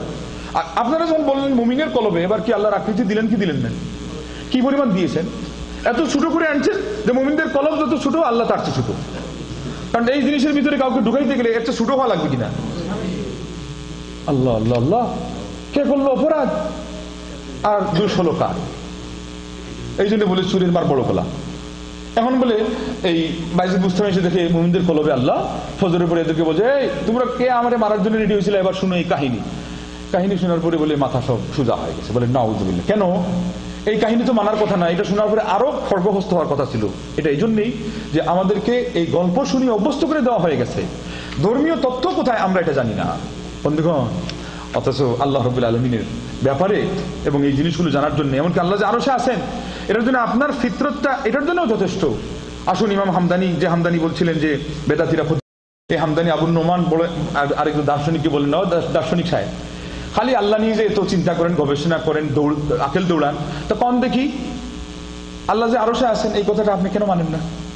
এই জন্য মানি না যে আল্লাহ ওই দিনও ছিলেন যেদিন আরশ ছিল না, আল্লাহ মাহফুজ ছিল না, জমিন ছিল না। তো আল্লাহ ওই দিন যেমন ছিলেন আজকে এমন আসেন, হঠাৎ করে আরশ আসলো কোথেকে আর বলতে হবে আল্লাহ আরশের উপরে, এটা আমার বুঝে আসে না। দেখছেন কত বড় কথা। অথচ এখানে কোরআনের আয়াত অস্বীকার করতেছে, তুমি বাস্তব আল্লাহ আরশ আল্লাহ বলেন নাই, এটা মানলেই তো হয়ে যায়। তাইলে দার্শনিক যারা এদের মন হলো আসলে বিষাক্ত, আল্লাহর কোরআনের আয়াত মানতে রাজি না। তখন হামাদানি কি বললেন যে তোমার ওই দানাই ফানায় বাদ দাও, আমার একটা জিনিস উত্তর দাও। বলে কোনটা? বলে একটা সরল প্রাণ অশিক্ষিত মুসলমান যখন দুইখানা হাত উপরের দিকে তুলে আল্লাহর কাছে কান্দে, তার এই বিশ্বাসকে তুমি কোন হাতুড়ি দিয়ে চূর্ণ বিচূর্ণ করবা? আছে নাকি? কেন কান্দে? আর কান্দে কি একদিন দুই দিন আল্লাহরে পাইছে? যেদিনই ঠিক মতো কাঁদছে সেদিনই আল্লাহরে পাইছে। এবং বুখারী শরীফের হাদিস, প্রিয় নবী সাল্লাল্লাহু আলাইহি ওয়াসাল্লাম যখন খুতবা দিচ্ছিলেন, সাহাবী এসে কি বললেন যে আমরা সব শেষ হয়ে যাচ্ছি, পশু পক্ষীর মধ্যে শেষ হয়ে যাচ্ছে, দোয়া করেন। আল্লাহ নবী কি করলেন? কোন দিকে দোয়া করছেন তাকায়? আল্লাহ নবীর বিশ্বাস তো পরিষ্কার, আর তো এখানে কোনো কথা নেই। তাহলে পরে এই কথাটাও সাব্যস্ত হয়ে যায় যে আল্লাহ আছেন তো আছেন, আপনার প্রকৃতি সাক্ষী দে, হাজারো আপনার বাস্তব কাহিনী সাক্ষী দে, কতবার আপনি আল্লাহর কাছে কান্নাকাটি করে পেয়েছেন, এগুলো সাক্ষী দিয়ে যে আল্লাহ আছেন। এমনকি তাদের এই কথাগুলো নবীদেরকে বোকা সাজায়, কোরআনকে মিথ্যা সাব্যস্ত করে। এই কোরআন কার কোরআন? আল্লাহর কোরআন। পৃথিবীর কোনো প্রকৃতি না কোনো বস্তু না নূরে মোহাম্মদী কোনো যে আপনার সাথে কথা কইছে, কিন্তু এই কোরআনে আমার আল্লাহ পাক কথা বলছেন। কতবার? কতটি আয়াতে? ৬,০০০-এর ঊর্ধ্বে, ৬,০০০ আয়াত, সেগুলো আল্লাহ আপনাকে অ্যাড্রেস করে আল্লাহ বলেছেন। এই দার্শনিকদের ধর্ম মানে আল্লাহকে অস্বীকার করা, মিথ্যা জানা, আল্লাহ নবী ইসলামকে একটা ফাঁকিবাজ নবী বলে দাবি করা। কেননা এই কোরআনকে আপনি মিথ্যা বলতেছেন। এই কোরআন নিয়ে আসেন কে? নবী মুহাম্মদুর রাসূলুল্লাহ। আলিমগণ বলছেন পৃথিবীর মধ্যে ইসলাম ধর্ম যে একটা বড় ধর্ম, এটা মানে সত্য হওয়ার জন্য 3টা গুরুত্বপূর্ণ প্রমাণ আছে। একটা হলো আল্লাহ নবী সাল্লাল্লাহু আলাইহি ওয়াসাল্লামের সততা, বলেন সুবহানাল্লাহ। সততা, ইসলাম আসার আগেই তিনি কি ছিলেন? মহা সত্যবাদী, আলামিন, বিশ্বস্ত। 2 নম্বর হলো এই যে কোরআন, এটা মুজিজা, চ্যালেঞ্জ করা হয়েছে। একটি মাত্র আয়াত পৃথিবীর কোন সাহিত্যিক আনতে পারছে? তাহলে এটাকে কেন মিথ্যা বলেন? আপনি আবার জ্ঞানী কোন, আপনি দার্শনিক কোন। 3 নম্বর হলো ইসলাম আসার পরে প্রিয় নবী মুহাম্মদুর রাসূলুল্লাহ সাল্লাল্লাহু আলাইহি ওয়াসাল্লামের চরিত্র আরো কি হয়ে গেছিল, এমন অমায়িক, এমন উন্নত হয়েছিল, আর এমন বিশ্বস্ততার সব কথা কাজ তিনি বলেছেন, তিনি যা বলেছেন তা সত্য হয়েছে। এবং আজ পর্যন্ত কিয়ামতের আগ পর্যন্ত আমার নবী সাল্লাল্লাহু আলাইহি ওয়াসাল্লাম যে কথাগুলো বলেছেন এগুলো সত্যই হচ্ছে এবং হয়েই থাকবে। কথা ঠিক না বেঠিক? আপনারা জায়গায় আছেন কিনা?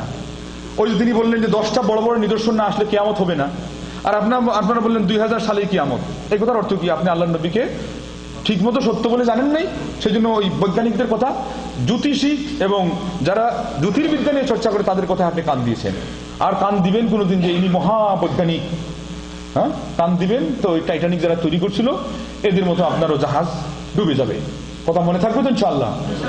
আর আল্লাহর কথায় কান দিবেন, আল্লাহ নবী মুহাম্মদ রাসূলুল্লাহর কান দিবেন, দেখবেন যে আল্লাহ রাব্বুল আলামিন আপনার জাহাজকে ইনশাআল্লাহ ঠিক মতো রাখবেন, আল্লাহ রাব্বুল আলামিন আপনার ঈমানকে মজবুত করবেন। এবার আসুন, সময় যেহেতু খুব কম, আমরা সংক্ষেপে এসে যাই যে কি কি জিনিসের মাধ্যমে আমরা এই নাস্তিকবাদের প্রতিবাদ করতে পারবো।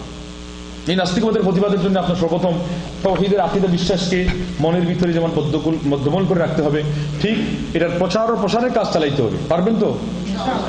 আল্লাহ যে এক এবং আল্লাহর আসমা ও হুসনা, আসমা ও সিফাত আছে, এটা সহ কিন্তু, কারণ যার কোনো বৈশিষ্ট্য নাই তার কোনো অস্তিত্ব নাই। তো এই জন্যে আল্লাহ রাব্বুল আলামিন সম্পর্কে এই দৃঢ় বিশ্বাস রাখবেন। যারা যে সমস্ত সংশয় প্রচার করে তার মধ্যে একটা হলো কি জানেন? কয় যে আল্লাহ এত বড় সত্তা, তার বৈশিষ্ট্যগুলো যেহেতু আয়ত্ত করা যায় না এই জন্য আমরা তার বৈশিষ্ট্য মানি না।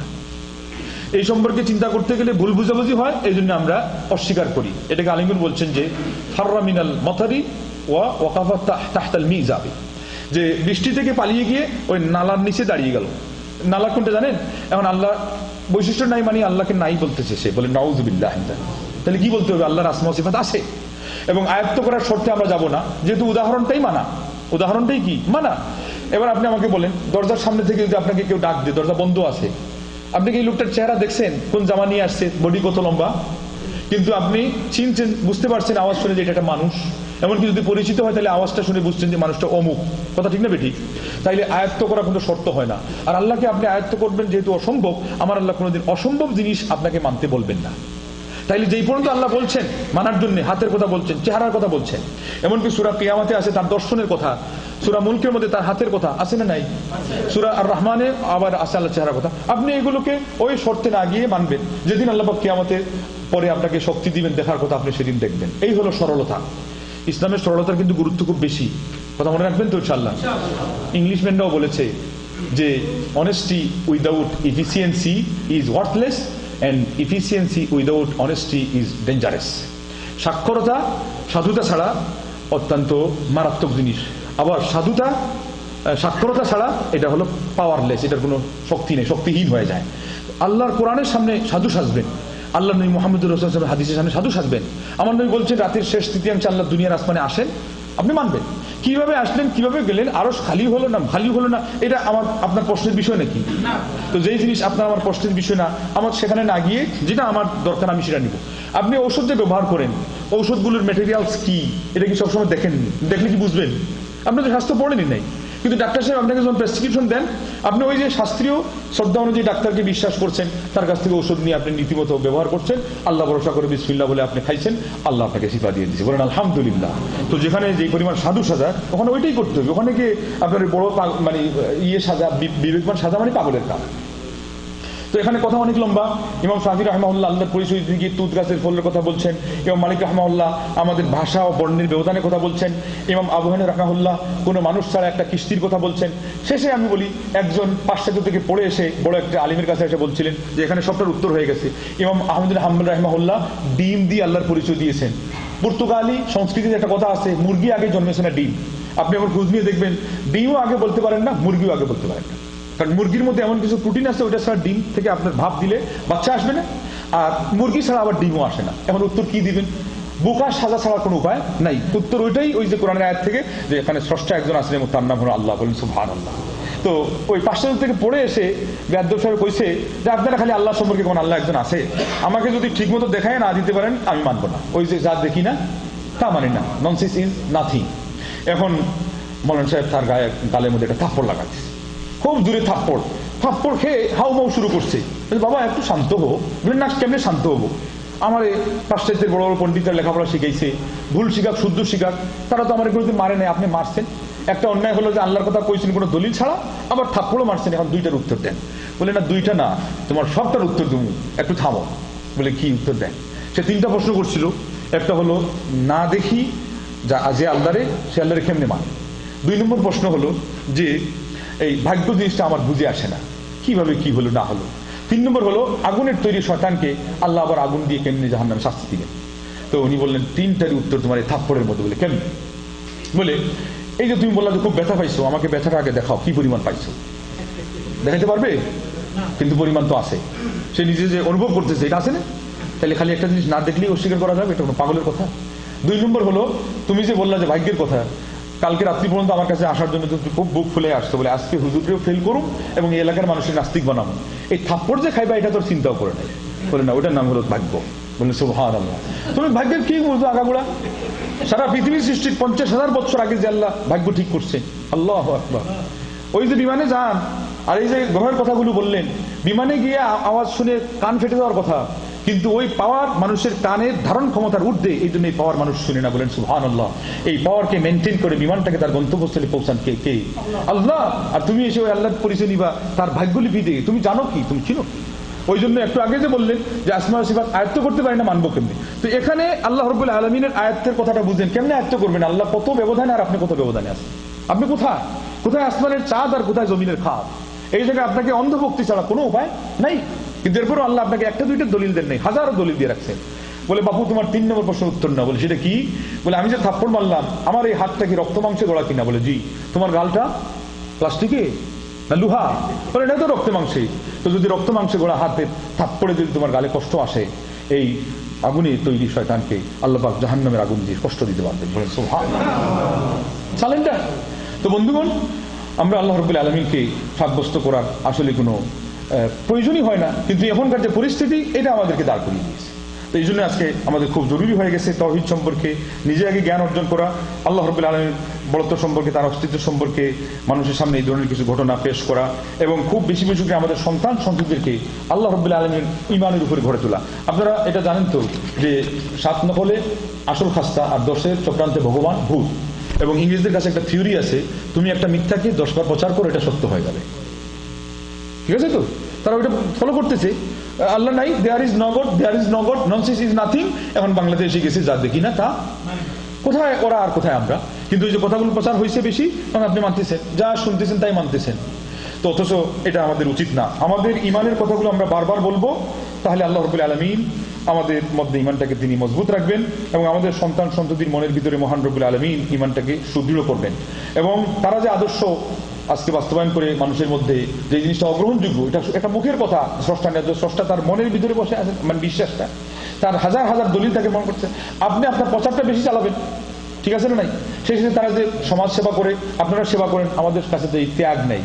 অথচ ত্যাগটা ছিল আমাদের সালাফে সালিহদের আদর্শ। আমার প্রিয় মুহাম্মদ রাসূলুল্লাহ সাল্লাল্লাহু আলাইহি ওয়াসাল্লাম ত্যাগ দিয়েছেন, আমাদের বড় বড় ইমামরা যারা নেতা ছিলেন তারা ত্যাগ দিয়েছেন, এবং তারা পৃথিবীকে দেখিয়ে দিয়েছেন যে কিভাবে করে সমাজ সেবার মাধ্যমে মানুষের অন্তরে আগে স্থান করে নিতে হয়, আর এরপরে মানুষের মাঝে আকীদা বিশ্বাস প্রচার করতে হয়। তো এই জন্য আজকে আমাদের উচিত ওয়েলফেয়ার তারা যেমন করেছে, চ্যারিটি ফান্ড তারা করেছে, আমাদের প্রতিটি সমাজে এই ধরনের কিছু ফান্ড থাকা দরকার। কোনো একজন অভাবী, কোনো একজন গরিব মানুষ যদি আসে, আমরা তাকে সাদা তুলে সাহায্য করবো। পারবেন তো ইনশাআল্লাহ? এই শিখ সম্প্রদায়ের মধ্যে কোনো ভিক্ষুক নাই, অথচ গরিব আছে। কারণ কি? তারা নিজেরা বুদ্ধি করছে যে আমাদের শিখ একটা মানুষকে যেন কেউ ধর্মান্তরিত না করতে পারে। এর পায়তারা কি? যে ব্যারিকেড দিয়ে আটকাইছে, যে অভাবী হলেই আমরা নিজেরা তার অভাব দূর করবো। আল্লাহু আকবার। এটা দরকার ছিল। সবচেয়ে বেশি যারা হকের ধর্ম অবলম্বন করেছেন, মহান রব্বুল আলামিনের সন্ধান পেয়েছেন যে আমাদের কলিজার টুকরা এই যে একজন মুসলমান ভাই জান্নাতের সদস্য হবে, তার সাথে আমরাও জান্নাতে যাব, তাকে আগায় দিলে এবং তাকে ধরে রাখলে আমাদের মান বাড়বে আল্লাহর সামনে, আল্লাহর কাছে। এই লোকটা যাতে অন্যদিকে না যায়, বিভ্রান্ত না হয়, তাইলে করে আমরা একটু তার সাহায্য করি। আমাদের সমাজ গিয়ে দেখেন ঘুমের ঘোরে ঢলে পড়ে আছে, আর ওইদিকে চতুর্দিকে আপনার ঝড় তুফান চলছে, মুসলমানদেরকে নিয়ে আজকে হুলি খেলা হচ্ছে। আর এই হুলি খেলাটাই কারণ হয়ে দাঁড়িয়েছে যে এবার আমরা যেহেতু আল্লাহর দ্বীনের কদর করি নাই, আল্লাহর অধিকার বুঝাই দেওয়ার যে একটা দায়িত্ব সেটা পালন করি নাই, এবার আমাদের অধিকার যেটা ছিল হেফাজত থাকা, আমাদের যে প্রটেক্টের কাজ, আল্লাহ এটা নিচ্ছেন না।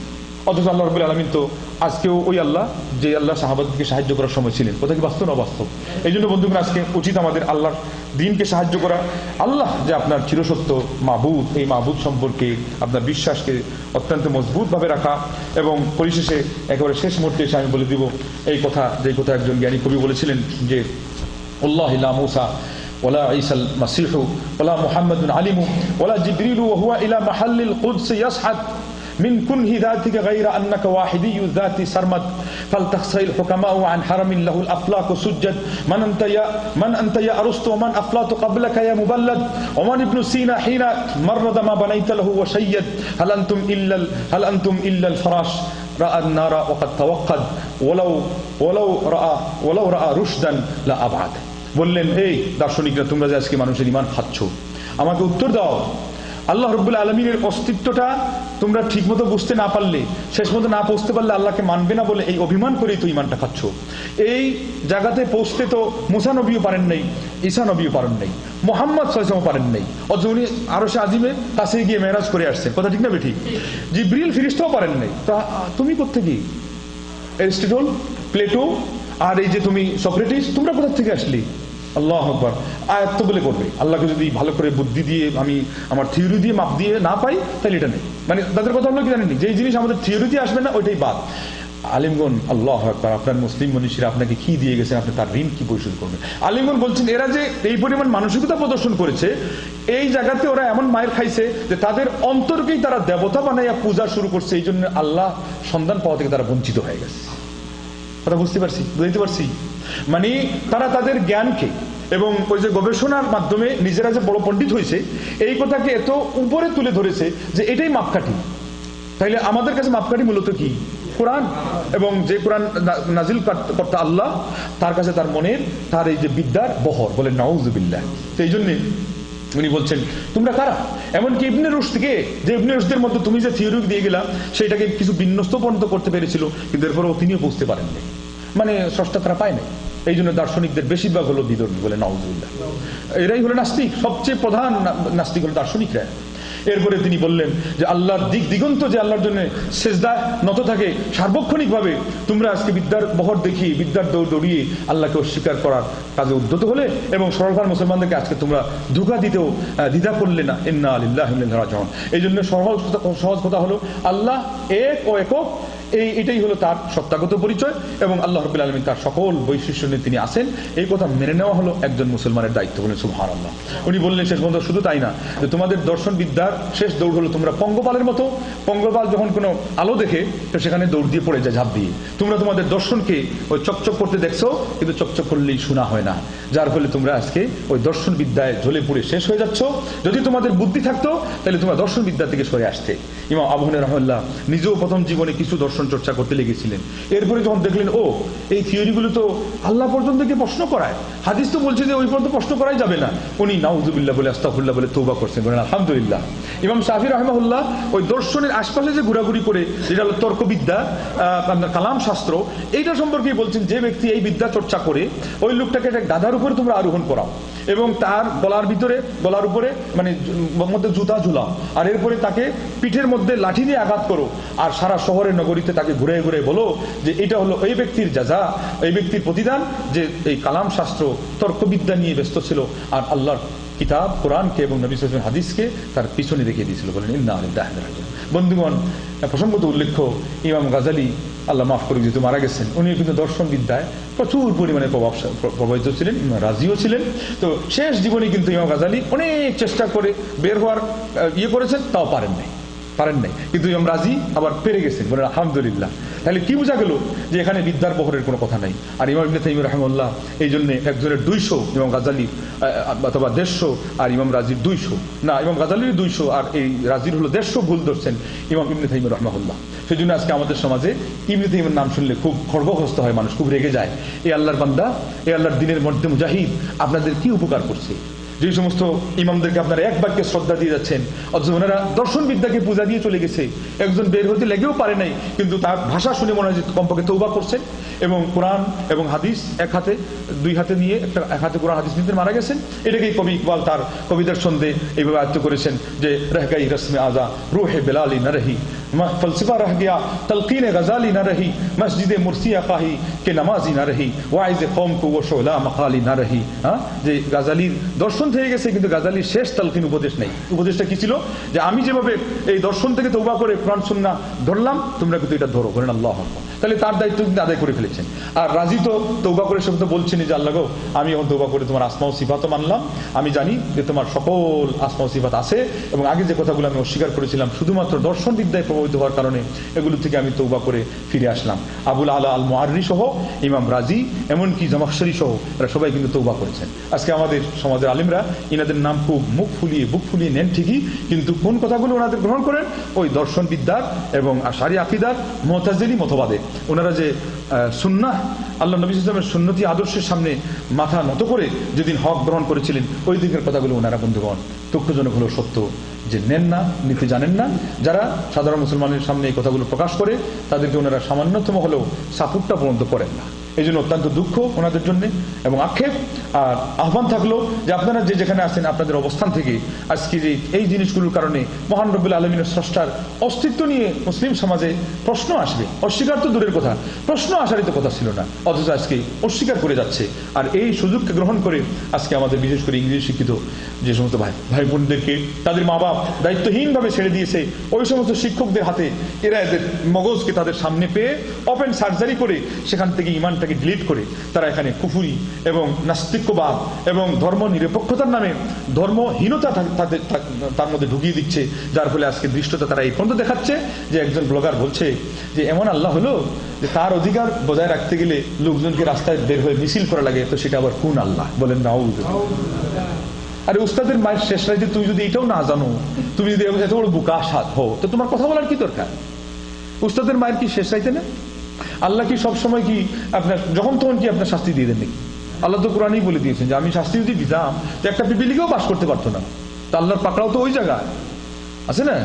ওই একটা বলে আপনার হাসতেছিল, একটা ছাগল হাসতেছিল, এই জন্য যে ওই বলি দেওয়ার জন্য হিন্দুরা তাদের ইয়েতে নিয়ে যাচ্ছিল, তো আরেকটা ছাগল হাসতেছে, তো ওই লোক বলতে বেশি হাসো না, মুসলমানদেরও কুরবানি একটু পরে তোমারও জবাই করা হবে। তো এরা আজকে আল্লাহকে নিয়ে কথা বলবে তো এই জন্যই যে এরা মুসলমানদেরকে নিয়ে হেসে মানে খেলে তাদের জীবন আগ থেকে নষ্ট করে ফেলেছে। মোল্লার দৌড় মসজিদ তো বলে না, এটা তো আগ থেকে বলেছে। আর যার নাই কোনো গতি সে করে ইমামতি কি উদ্দেশ্যে বলেছে? ইমাম মূলত কে ছিলেন? এই যে জায়নামাজ, এটা কার আসন? নবী মুহাম্মদ রাসূলুল্লাহ সাল্লাল্লাহু আলাইহি ওয়াসাল্লামের আসন। তার জীবনে সফরে মাত্র একবার এসেছে, এটারও মানে একটাই পাওয়া যায়, আর আরেক জায়গায় এসেছে এটা সনদ সাব্যস্ত নেই, আজানই দেন নাই। তার হিকমত বলতে আলিমরা এটাই বলেছেন যাতে করে তার পজিশনটা ইমামতি থেকে যাতে পিছিয়ে না আসে। বলেন সুবহানাল্লাহ, এত বড় ইমাম, আর এটা তার আসন ফিক্সড, অবধারিত। আর আজকে বলা হচ্ছে যার নাই কোনো গতি সে করে ইমামতি। এটা বলে মূলত ধাক্কাটা কোথায় লাগানো হচ্ছে? প্রিয় নবী মুহাম্মদ রাসূলুল্লাহ সাল্লাল্লাহু আলাইহি ওয়াসাল্লাম পর্যন্ত। আজকে আমাদের সমাজে এই যে দাউদ হায়দার ধ্বংস হয়ে গেল, তারপরে তসলিমা নাসরিন, তারপরে আপনার এই যে আপনার কি আসলো আরেকটা যে মুরতাদ হলো সালমান রুশদি, এগুলো ধ্বংস হয়ে গেল আপনার চোখের সামনে। আর এখন তো আপনারা এগুলো কথা বলেন, তাহলে ইতিহাস স্মরণ করেন এই যে ফিরাউন, আব্রাহা, আলেকজান্ডার, হিটলার, তারপরে বেনোপার্ট, তারপরে নেপোলিয়ান, জুলিয়ান, সিজার, এইভাবে করে আপনার কারুন, সাদ্দাত, হামান সব ধ্বংস হয়ে গেছে বন্ধুগণ। এইভাবে পৃথিবীর যত ভালো হোক মন্দ হোক সব একদিন শেষ হয়ে যাবে। এই দুনিয়া মাত্র 2 দিনের খেলা। ওই ব্যক্তি বুদ্ধিমান যে এই দুনিয়াটা যে আল্লাহ স্রষ্টা সৃষ্টি করেছেন এবং যেই উদ্দেশ্যে সৃষ্টি করেছেন, এই কথাটা যদি সে ভেবে চিনতে, সে যদি সিদ্ধান্ত নিয়ে আল্লাহর অধিকার আদায় করে যেতে পারে, তার চেয়ে সৌভাগ্যবান, তার চেয়ে মানে মহামানব এবং তার চেয়ে শুকরগুজার মানুষ দুনিয়াতে আর কেউ থাকবে না। আর এর বিপরীতে যে যত বেশি জ্ঞান অর্জন করুক এবং দুনিয়াতে যত ক্রেডিট অর্জন করুক, আল্লাহকে চিনতে যদি ব্যর্থ হয় বন্ধুগণ এবং আল্লাহর অধিকার আদায় করতে ব্যর্থ হয়, এমনকি আল্লাহর আসমা ও সিফাতকে মানতে যদি ব্যর্থ হয়, তার চেয়ে হতভাগা মানুষ কিন্তু দুনিয়াতে আর কেউ নেই। তো এই জন্য আসুন, এই যে নাস্তিক্যবাদ এবং নাস্তিকবাদের যে বিষ বাষ্প আজকে আমাদের সমাজে এর সয়লাভ কিন্তু দিন এরপর দিন এটা কিন্তু বেড়েই চলেছে। এই জন্য এটাকে কঠিন একটা ক্যান্সার মনে করে আমাদের সবাইকে সোচ্চার হওয়া দরকার এবং নিজের ইমানকে আমরা কিভাবে হেফাজত করতে পারি, এই জন্য আমাদের ইলম শিখা, আমল করা, আল্লাহ রাব্বুল আলামিনের কাছে সাহায্য কামনা করা, এটা হলো আমাদের বড় একটা গুরুত্বপূর্ণ হাতিয়ার। বিশেষ করে আজকে আমাদের এই প্রাণপ্রিয় দেশের যে পরিস্থিতি হয়েছে, এটা কিন্তু আমরা গভীরভাবে চিন্তা করলে দেখতে পাবো। এখানে মূলত ভিতরকার যে আপনার যে দ্বন্দ্বটা হয়েছে, এটা যে কারণেই হোক, শেষ পর্যন্ত যে জিনিসের ধোয়া তুলে আজকে আমাদের সমাজে এই অবস্থার পরিস্থিতি ঘটিয়ে দেওয়া হয়েছে, এটা কিন্তু নাস্তিক মতবাদ তার জন্য বড় একটা দায়ী। কথা কি বাস্তব না বাস্তব? পার্শ্ববর্তী দেশে ওই যে আপনার নেতাজি জ্যোতি বসুর যে প্রদেশ, এখানে এই ধর্মনিরপেক্ষতা চালু আছে এবং তারা ওই গাড়ি ব্যবহার করে না সরকারের, তারা খুব সাজুদে দেখায়। ওই যে বললাম না, কিছু ভালো কাজ দেখায় মানুষকে ধোঁকা দিয়ে দিল। এখন লোকজন, সাধারণ মানুষ হলো হুজুকি বাঙ্গাল, হ্যাঁ তাহলে তো নাস্তিক পর্যায়ের যারা সরকারেরা খুব ভালো, এরা কি করছে, সরকারি কোনো জিনিস ব্যবহার করে না, আর ভিতরে এইদিকে সব যে নিয়ে তাদের ব্যাগের মধ্যে ঢোকাচ্ছে দেখার খবর নেই। তো আমাদের সমাজে এরা ওই কত আপনাকে দিয়ে দিল বিদ্যুৎ, কিভাবে আপনাকে ডিজিটাল করে ফেললো, এই বলে শেষ পর্যন্ত দেখা গেল যে নিজেদের মতবাদটাকে কিন্তু এখানে কাজে লাগাইয়া এই অ্যাকশন নেওয়া শুরু হয়ে গেছে। যার ফলে এখন কিন্তু কে তাদের এগেনস্টে দাঁড়িয়েছে, কোন অঙ্গনের কে কোন আপনার স্লোগান দিয়েছে, এটা কিন্তু আর দেখে নাই। এটা তো আপনাদের সামনে এখন প্রমাণ হয়ে গেছে। যে সমস্ত লোকজন রাজনীতির পর্যন্ত জানে না, তাদের উপর থেকে অ্যাকশন নেওয়া এবং ইসলামী লেবাস, আল্লাহ নবী সাল্লাল্লাহু আলাইহি ওয়াসাল্লামের দাড়ি তাদের চেহারায় শোভা পাচ্ছে, তাদের অনেক ভুল আছে, এটাও আমরা জানি, আমরা মানি। কিন্তু এই যে পরিস্থিতিতে এদের উপর থেকে যে অ্যাকশন নেওয়া হলো 5ই মেতে, এটা কিন্তু এটারই প্রমাণ এবং এটার বহিঃপ্রকাশ যে ইসলাম সম্পর্কে এবং ইসলামের ধারক বাহক সম্পর্কে, আল্লাহকে যারা মানে তাদের বিরুদ্ধে আজকে আমাদের এক শ্রেণীর মানুষের কঠিন পর্যায়ের ক্ষোভ, এটা তারা সবসময় সুযোগ পায় না বলে এটা প্রমাণ করতে পারে না, কিন্তু যখনই তারা সুযোগ পায় এটা তারা একবারও কিন্তু এটা হাতছাড়া করতে রাজি না। কথা কি বুঝাইতে পারছি না? তো এই জন্য আজকে আমি কিন্তু কোনো রাজনৈতিক ইস্যু ছাড়াই আপনাদের সামনে বলতে চাচ্ছি, ধর্মীয় অনুভূতির আলোকে এবং আপনার ইমানকে হেফাজত করা, আল্লাহ রাব্বুল আলামিনের অধিকারকে বজায় রাখার মাধ্যমে দুনিয়াতেও আপনার অস্তিত্ব টিকিয়ে রাখা, পরকালে আপনার জান্নাতি হওয়া কিন্তু এই জিনিসের উপর ভিত্তিশীল। এই জন্য এই জায়গাতে কোনো মানুষের খাতির চলবে না, এমনকি কোনো জিনিসের তোয়াক্কা ভয় করা চলবে না। আপনি যদি মুমিন হয়ে থাকেন, আল্লাহকে ভয় করেন, আল্লাহর অধিকারের প্রতি সোচ্চার হন এবং সব দল মত নির্বিশেষে সব জিনিসের ঊর্ধ্বে, রাজনৈতিক দল, সামাজিক দল, সাংগঠনিক সমিতি, ব্যবসায়ী, ওই যে শেয়ার বাজার, আজকে আমাদের কোনো জিনিসের মেরুদণ্ড ঠিক আছে? সব শেষ। ব্যবসা বাণিজ্যের কোনো ভ্যালু নাই, শেষ পর্যন্ত এক হাতা হয়ে গেছে। এবং এটার কারণ হলো যে যারাই এই কমিউনিজম মতবাদ বিশ্বাস করে, তারাই কিন্তু ক্যাপিটালিজম মতবাদকে বিশ্বাস করে। এটাকে বলে পুঁজিবাদ। মানে একদল হবে 7 তলায় আর আরেক দল থাকবে গাছতলায়। আজকে আপনাদেরকে কিন্তু গাছতলায় নামিয়ে দেওয়ার বিভিন্নভাবে লক্ষণ আপনাদের চোখের সামনে তারাই নিজেরা প্রমাণ করে ফেলেছে। এরপরে যদি আপনারা সজাগ না হন, দুনিয়ার স্বার্থেও এবং আখিরাতের স্বার্থেও আমাদের কিন্তু সজাগ হতে হবে। কথা কি বুঝাইতে পারছি? এই জন্য আল্লাহ দিনের খাতিরে আমাদের সবাইকে ইমানের প্রতি ঝুঁকা এবং ইমান ইসলামের ভিত্তিতে আমাদের পারস্পরিক ভ্রাতৃত্বের সম্পর্ককে মজবুত করা, দলমত নির্বিশেষে যারা আল্লাহর পক্ষে আমরা আছি, একদল কিন্তু আল্লাহর পক্ষের, আরেকদল কার পক্ষে? শয়তানের পক্ষে। কথা কি বোঝা সহজ কি সহজ না? ওই শয়তানটাই হলো শয়তান যে ওয়াদা করে আসছিল যে আমি তাদের মানে এমনভাবে আমি প্ররোচনা দিব যে তারা সৃষ্টিকে পাল্টিয়ে ফেলবে। এই সৃষ্টিকে পাল্টাইতে এখন সৃষ্টির অন্তর থেকে স্রষ্টার পরিচয়টাকে সে পাল্টিয়ে দিচ্ছে। এবং তারা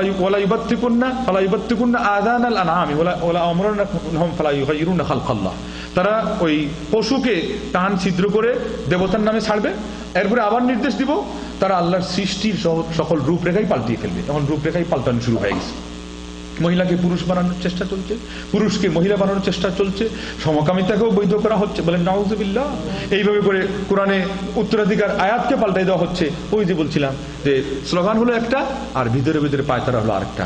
এই কোরআন থেকে এখন আস্থা উঠাই দেওয়া হলো এবং একজন মানুষের মন গড়া একটা কথাকে আল্লাহর কালামের উপরে প্রাধান্য দেওয়া হলো। এটা কোন ইমান? তো এই জন্য বন্ধুগণ, আজকে আমাদের ইমান প্রশ্নবিদ্ধ হচ্ছে। এমনকি আমরা যদি সমর্থন দিয়েও এই ধরনের কাজে একমত হয়ে যাই, আপনি খালি নামাজ রোজা করলেই হবে না। শেষ কথার এক কথা ইমাম আবু আলী ইবনে আকিল রাহিমাহুল্লাহ বলছিলেন যে মুসলমানদের আসল ইমান যদি চিনতে হয়, তাহলে মসজিদের সামনে তাদের জুতা করলে পারবা না, আর মাশায়েরে হারামে, মুজদালিফা, মিনা, আরাফা, কাবাগরের আশপাশে গিয়ে লাব্বাইক লাব্বাইক বলতেছে, এটা শুনলেও হবে না। মুসলমানদের যদি ইমান মাপতে হয়, তাহলে দেখো যে তাদের ইমানের ভিত্তিতে বন্ধুত্ব কি পরিমাণ আর ইমানের বিপরীত কুফুরির ভিত্তিতে শত্রুতা কি পরিমাণ। বলে সুবহান। আপনি এদিকে নামাজ পড়তেছেন আর মসজিদ থেকে বের হওয়ার পরে আস্ত একটা নাস্তিক অথবা আস্ত একটা ইসলাম বিরোধী লোকের সাথে আপনার আতা, আপনার বন্ধুত্ব, আপনার উঠা বসা। ওই যখন ইসরায়েলের 3 গ্রুপের 2 গ্রুপ কিন্তু ধ্বংস করা হলো, তাদের মধ্যে তারা একদল নিজেরা আক্রান্ত, আরেকদল ওদের সাথে সমিতি করে, মিটিং মিছিল করে, ছলা পরামর্শ করে, ঘৃণাও করে না। শুধুমাত্র কারা মাপ পাইছে? যারা প্রতিবাদ জানাইছে। আমি এটাও বলবো না যে আপনি যত্রতত্র এবং যেমন ইচ্ছা যথেচ্ছা এমন কিছু দায়িত্বহীন ওয়ার্ড ব্যবহার করে ইসলামের আপনার প্রতিবাদের যে একটা আদর্শ আছে এটাকে আপনি কালারিং করে ফেলেন না। আপনার আদর্শ ঠিক রেখে, আপনার মনের ভিতর ঘৃণা রেখে, আপনার ইমানের শক্তি অনুযায়ী যে ক্লাসিফিকেশন আল্লাহ নবী সাল্লাল্লাহু আলাইহি ওয়াসাল্লাম বলছেন, যদি তুমি পারো তাইলে তোমার শক্তি প্রয়োগ করে প্রতিহত করো, আর না পারলে মুখের দ্বারা, আর না পারলে অন্তত অন্তরের ঘৃণা দিয়ে তুমি প্রতিহত করো। এরপরে কিন্তু আর ইমানের কোনো স্তর নাই। এই জন্য বন্ধুগণ, আজকে আমাদের এমন সময় এসে গেছে যে আজকেই আমাদের সুযোগ যে আপনি যদি ইমানেও একটা শক্তিশালী কিছু হতে পারেন, আল্লাহর কাছে আপনি বড় একটা কিছু অ্যাওয়ার্ড পাওয়ার জন্য আপনি শক্ত হন এবং আপনার দায়িত্ব পালনের জন্য আপনি প্রস্তুতি নেন। আল্লাহর কাছে দোয়া করেন, আল্লাহুম্মা রযুকনা তাওবাতান ক্বাবলাল মাউত ওয়া শাহাদাতান ইনদাল মাউত ওয়া জান্নাতান বাদাল মাউত। আল্লাহ, আমাদেরকে মৃত্যুর আগে তুমি খাঁটি তওবার তৌফিক দাও, মৃত্যুর সময় আমাদেরকে শাহাদাতের মর্যাদা দাও। মনে ভয় পাচ্ছেন অনেকে, বলে হুজুর তো আমাদেরকে শহীদ করিয়া লাগবে। আমি তো ওইরকম একটু আগেই বলছি না, কিন্তু মুসলিম শরীফ হাদিসে আসছে যদি সদিচ্ছা রাখেন আপনি শাহাদাত বরণ করার, আল্লাহ পাক আপনাকে বিছানায় শোয়া হলেও শাহাদাতের মর্যাদা দিতে পারেন। বলে সুবহানাল্লাহ। আর জান্নাত তো আমাদের সবার মনের কামনা, জান্নাত তো আমাদের সবার মনের কামনা। তো এই জন্যে আল্লাহ যেন আমাদের মৃত্যুর পরে, আল্লাহ পাক যেন আমাদের মৃত্যুর পরে সবাইকে জান্নাত দান করে, আমরা এই দোয়া করি। আল্লাহ পাক, আমরা যতটুকু পারতেছি তোমার দিনের জন্য বলা এবং কিছু করা, আর আমাদের মুসলমান ভাইদেরকে সোচ্চার করা, সজাগ করার চেষ্টা চালাচ্ছি। তুমি মেহেরবানি করে তোমার অনুগ্রহ দিয়ে আমাদের এই চেষ্টার মধ্যে বরকত দিয়ে আমাদের ব্যক্তি জীবন, পারিবারিক জীবন, সামাজিক এবং রাষ্ট্রীয় জীবনটাকে শান্তিময় করে দাও। আল্লাহ, যে অশান্তি, মারামারি, হানাহানি, এমনকি রক্তের সয়লাভ বয়ে যাচ্ছে, আল্লাহ তুমি এটা আটকিয়ে দাও। আল্লাহ, তোমার কাছে গায়বী ক্ষমতা এমন আছে, যখন তখন তুমি আমাদের দেশের পরিস্থিতিকে স্থিতিশীল করতে পারো। আল্লাহ, তোমার নবী বলছেন যে একটা রক্ত ভাসিয়ে দেওয়া সারা পৃথিবী ধ্বংস হওয়ার চেয়ে তোমার কাছে নাকি আরো কঠিন। আর আজকে আমাদের সমাজে মানুষের রক্ত পিপিলিকার চেয়ে আরো আল্লাহ। আর দাবিতে আমরা সবাই মুসলমান। আল্লাহ, আমাদের মৌখিক এবং দাবিদার মুসলমান না বানিয়ে তুমি প্রকৃত অর্থে খাঁটি মুসলমান বানিয়ে দাও, যার ফলে আমরা দুনিয়াতেও তোমার সাহায্য লাভ করে একটা আদর্শ দেশ, দ্বিতীয় বৃহত্তম মুসলিম দেশের যেমন দাবিতে আমরা মুসলমান, প্রকৃত অর্থে যেন আমরা ওইভাবে মুসলমান থাকতে পারি। এখন পর্যন্ত আমাদের দেশের নাস্তিকদের পার্সেন্ট হলো আল্লাহ আপনার 0.1, এটা যেন আরো নিচের দিকে নেমে আসে, আল্লাহ একেবারে জিরোতেই এসে যায়। আল্লাহ, এটা যেন সামনের দিকে অগ্রসর না হয়। তুমি এই ধারাবাহিকতাকে আটকে দাও, এর গতিকে তুমি রুদ্ধ করে দাও। আল্লাহ, তুমি আমাদের যারা নেতৃস্থানীয় লোকজন আছে তাদের মাথাটাকে আল্লাহ তুমি ঠান্ডা করে দাও। আল্লাহ, তোমার নবী বলছেন অর্থলোভ এবং পদলোভের কারণে মানুষ একেবারে হেকশিয়াল হয়ে যায়। হেকশিয়াল হয়ে ছাগলের উপরে যারা আক্রমণ করে তাকে হেস্তনেস্ত করে রক্তাক্ত করে শেষ করে দেয়। আজকে আমাদের সমাজের যে অবস্থা আমরা দেখতে পাচ্ছি, দুনিয়ামুখী হওয়ার কারণে, অর্থলোভ এবং পদলোভের কারণে আজকে আমাদের এই দুরবস্থা। অথচ আমরা অনেকে নামাজ পড়ি, অনেকে তোমার উপর ঈমান রাখি এবং অনেক সময় কান্নাকাটি তাহাজ্জুদও পড়ি, তোমার দিনের জন্য সেবার কাজও করি। স্বচ্ছ হচ্ছে না তাহলে আমাদের কাজ, সঠিক হচ্ছে না আমাদের ঈমান, বিশুদ্ধ হচ্ছে না আমাদের আকীদা। আল্লাহ, তুমি আমাদেরকে বিশুদ্ধ ঈমান দাও, শক্তিশালী ঈমান দাও এবং তোমার সন্তুষ্টি অর্জন করিয়ে দেওয়ার মতো এমন ইবাদত, এমন আমল, এমন উন্নত আখলাক এবং চরিত্র দাও, যার মাধ্যমে আমরা নিজেরাও সফল হতে পারি, পৃথিবীর অন্যান্য মানুষকে আমরা এদিকে টানতে পারি। যে সমস্ত বনি আদম আজকে শয়তানের আহ্বানে, মানবরূপী দানবরূপী শয়তানের প্ররোচনায় আজকে আল্লাহ ধর্মহারা হয়ে যাচ্ছে। আল্লাহ, ধর্মহারা হওয়ার মানে হলো বিটাহারা হওয়ার চেয়ে আরো ক্ষতিকর, আরো মারাত্মক। তার ভবিষ্যৎ একেবারে খালি অন্ধকার না, তার ভবিষ্যৎ গুড়েবালি হয়ে গেছে, শেষ হয়ে গেছে, সে চিরস্থায়ী জাহান্নামী হয়ে গেছে। এমনকি জাহান্নামীদের মধ্যে সবচেয়ে কঠিন শাস্তিরও সে ভাগী হয়ে যাচ্ছে। আল্লাহ, তুমি এই প্রত্যেকে আমাদের কলিজার টুকরা যুবক যুবতীকে তুমি ফিরত দাও। আমিন। ওয়া আখিরু দাওয়ানা আলহামদুলিল্লাহ রাব্বিল আলামিন। আসসালামু আলাইকুম ওয়া রাহমাতুল্লাহি ওয়া বারাকাতুহু।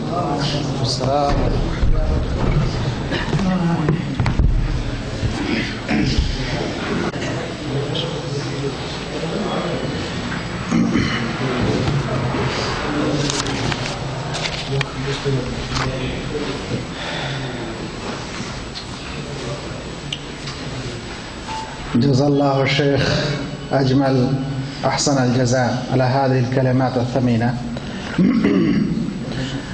শেখ আজমাল সাহেবকে আল্লাহ রাব্বুল আলামিন উত্তম প্রতিদান দিন, যিনি খুবই সুন্দরভাবে নাস্তিক্যবাদ কি, এটা কি কারণে আবিষ্কার হয়, এর চিকিৎসা কি, কি করলে আমরা এর থেকে বাঁচতে পারি, এ সম্পর্কে অনেক ছোট ছোট উদাহরণ দিয়ে এবং দার্শনিকদের কথার মাধ্যমে এবং ইসলামের তথ্যের মাধ্যমে আপনাদেরকে আজকে এই নাস্তিক্যবাদ সম্পর্কে বুঝাতে সক্ষম হয়েছেন বা বুঝিয়েছেন। সেজন্য আল্লাহ রাব্বুল আলামিনের কাছে দোয়া করি, আল্লাহ যেন আমাদের সকল ভাইকে এই সমস্যা থেকে দূরে রাখেন এবং আমাদের প্রজন্মকে এই ব্যাধি থেকে দূরে রাখেন। আমরা আলোচনার শেষ দিকে, অনেকগুলো প্রশ্ন আমাদের হাতে এসেছে, সবগুলোর উত্তর দেওয়া যাবে না, মানে উত্তর দেওয়ার সময় নেই।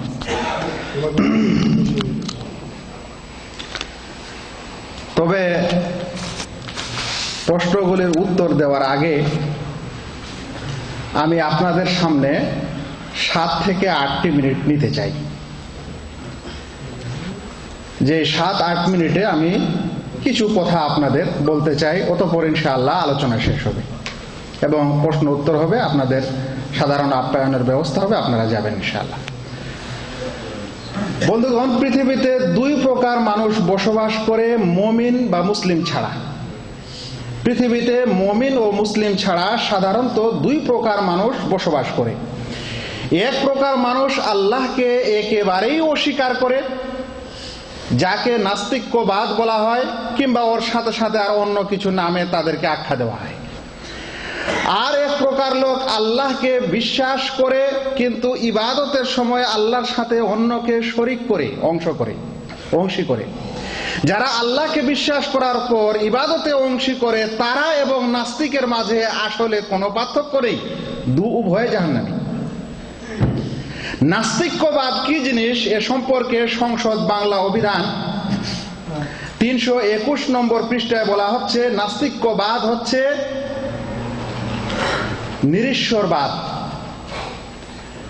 যারা ঈশ্বরে বিশ্বাস করে না, যাকে আমরা বলি খালেক বা আল্লাহ রাব্বুল আলামিনকে যারা বিশ্বাস করে না, তাদেরকে বলা হয় নাস্তিক্যবাদ বা নাস্তিক।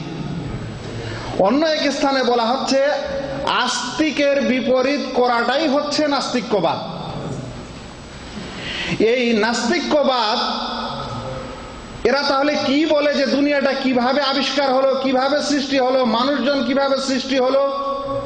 তো এরা বলে থাকে যে প্রকৃতিই এ সকল কিছুকে সৃষ্টি করেছে। কে সৃষ্টি করেছে? প্রকৃতি এ সকল কিছুকে সৃষ্টি করেছে। কিন্তু প্রশ্ন আসে, প্রকৃতিটাকে কে সৃষ্টি করলো? এই প্রশ্নটা কি থাকে না? এদের বিশ্বাস যে পুরোপুরি ভৌতিকভাবে, পুরোপুরি একটি পদার্থের রূপ দিয়েই এই পৃথিবী আবিষ্কার হয়েছে, আর এই পদার্থের মাধ্যমে পৃথিবী আবিষ্কার হয়েছে। এই জিনিসটাকে বলা হয় বস্তুবাদ বা জড়বাদ। এক বস্তু আরেক বস্তুকে আবিষ্কার করে, এক জিনিস আরেক জিনিসকে আবিষ্কার করে, একেও বলা হচ্ছে কি? জড়বাদ বা বস্তুবাদ। মনে রাখবেন, বর্তমান যুগে নাস্তিক্যবাদের মানুষেরা সরাসরি নিজের মতবাদকে প্রচার করে এই বস্তুবাদ ও জড়বাদের মাধ্যমে। বস্তুবাদী এবং জড়বাদীটাই হচ্ছে বর্তমান যুগের বিজ্ঞান। এই জিনিসটারই আরেকটা রূপ হচ্ছে বিবর্তনবাদ, যারা মনে করে যে একটি প্রজন্ম আরেকটি প্রজন্মকে জন্ম দিয়েছে, এইভাবে পরিবর্তন হতে হতে, বিবর্তন হতে হতে মানুষ এক সময় বানর ছিল, বানর থেকে এখন মানুষ হয়েছে, লেজটা ছুটে পড়ে গেছে, আর পরিবর্তন হবে না। কিন্তু প্রশ্নটা এখনো থেকে যায় যে বানরটা তাহলে কোথা থেকে এসেছিল? যারা বলে থাকে, যেমন একটু আগে আলোচনায় শুনেছিলেন যে প্রাকৃতিক এবং ভৌতিক রূপে পৃথিবীর এই যে ব্যাখ্যা দেওয়া হয় যে পানি সর্বপ্রথম আগে সৃষ্টি এবং তা থেকেই সবকিছুকে সৃষ্টি করা হয়েছে, তাহলে প্রশ্ন আসে যে পানিটাকে কে সৃষ্টি করলো? এ সকল কিছুর উত্তর তাদের কাছে কিন্তু নেই, বা থাকলেও এলোমেলো। বন্ধুগণ, তারা মনে করে যে এই পৃথিবীকে একটি আকস্মিক ঘটনার মাধ্যমে সৃষ্টি হয়েছে, আর মানুষ বানর থেকে এসেছে। পৃথিবী কিভাবে এসেছে? তো বলছে যে সূর্যের পাশ দিয়ে একটা নক্ষত্র খুব দ্রুত ছুটে যাচ্ছিল, আর সূর্যের সাথে ঘষা লেগে সূর্যের একটা অংশ পৃথিবীর রূপে ছিটকে পড়ে, আর এই অগ্নিকুণ্ডটি ধীরে ধীরে ধীরে ধীরে নিস্তেজ হতে হতে পৃথিবী আবিষ্কার হয়, আর এখান থেকে মানুষজন থেকে নিয়ে প্রাণী সবকিছুর আবিষ্কার হয়। আল্লাহ রাব্বুল আলামিন এদের উত্তরে বলবেন, আল্লাহ রাব্বুল আলামিন এদের উত্তর দিচ্ছেন সূরা কাহাফ 51 নম্বর আয়াত, মা আশহাদতুহুম খালকাস সামাওয়াতি ওয়াল আরদ ওয়ালা খালকা আনফুসিহিম। আমি এদেরকে সাক্ষী রূপে রাখিনি যখন আকাশ এবং জমিনকে সৃষ্টি করেছিলাম। আর না তারা যখন নিজে সৃষ্টি হয়েছিল তখন তারা সাক্ষী রূপে ছিল। তাহলে এ কথা কিভাবে তারা বলে? আল্লাহ রাব্বুল আলামিন আরো বলছেন, আম খুলিকু মিন গায়রি শাইইন আম হুমুল খালিকুন, তারা কি বিনা কিছুতেই সৃষ্টি হয়েছে আর না তারা সৃষ্টিকর্তা? তাহলে বিনা কিছুতে কোনো কিছু সৃষ্টি হতে পারে না। যারা এই সারা বিশ্বকে দেখার পরও বলে যে না এর সৃষ্টিকর্তা নেই, এর চাইতে অন্ধ ভক্তি আর এর চাইতে অন্ধ বিশ্বাস আর কিছু হতে পারে না। বন্ধুগণ, আপনারা আমরা কি এই মাইক্রোফোনটা সৃষ্টি যিনি করেছেন তাকে দেখেছি? কিন্তু কেন বিশ্বাস করি? যারা এই বোতলটা এবং পানির ফ্যাক্টরি তৈরি করেছে আমরা কি তাদেরকে দেখেছি? তাহলে কেমন করে বিশ্বাস করি? আপনারা যে সকল মোবাইল এবং যন্ত্র ব্যবহার করছেন আমরা কি তাদের আবিষ্কারককে দেখেছি? তাহলে কিভাবে বিশ্বাস করি? সেই কারণে এদের এই উত্তরে দুটি কথা বলতে চাই। একটি কথা বলেছিল আরবের একজন বেদুইন উটের রাখাল, তার কথাটি বলতে চাই। একবার এরকম এক বেদুইনকে, উটের রাখালকে বলা হয়েছিল যে এই তুমি বলে খুব আল্লাহকে বিশ্বাস করো, তোমার আল্লাহ আছে, প্রমাণ কি? তখন সেই উটের রাখাল বেদুইন তার উটের রাখালত্বের সময় যে উটের গোবরগুলো পড়ে থাকে সেরকম একটা গোবর তুলে বলেছিল যে এই গোবরটা প্রমাণ করে যে উট আছে। যদি এই গোবরটা না থাকতো তাহলে এই উট যদি না থাকতো তাহলে এই গোবরটা হতো না। হতো কি? তাহলে যারা একজন বেদুইন মানুষ, মূর্খ মানুষ যদি এটা বুঝতে পারে, তাহলে আজ যারা স্বচক্ষে সারা পৃথিবীকে দেখছে, আকাশ এবং জমিনকে দেখছে, আকাশের উপর নক্ষত্র রাজিকে দেখছে, সূর্য ও চন্দ্রকে দেখছে, কিভাবে দিন ও রাত্রি হচ্ছে, এবং পৃথিবীতে অগণন পশু পাখি প্রাণী দেখছে, সমুদ্র নদী নালা দেখছে, তারপরও যদি বলে যে এ সকল কিছুর সৃষ্টিকর্তা নাই, তাহলে এটা অন্ধ অহমিকা ছাড়া আর কি হতে পারে? এটা অহংকার ছাড়া আর কি হতে পারে?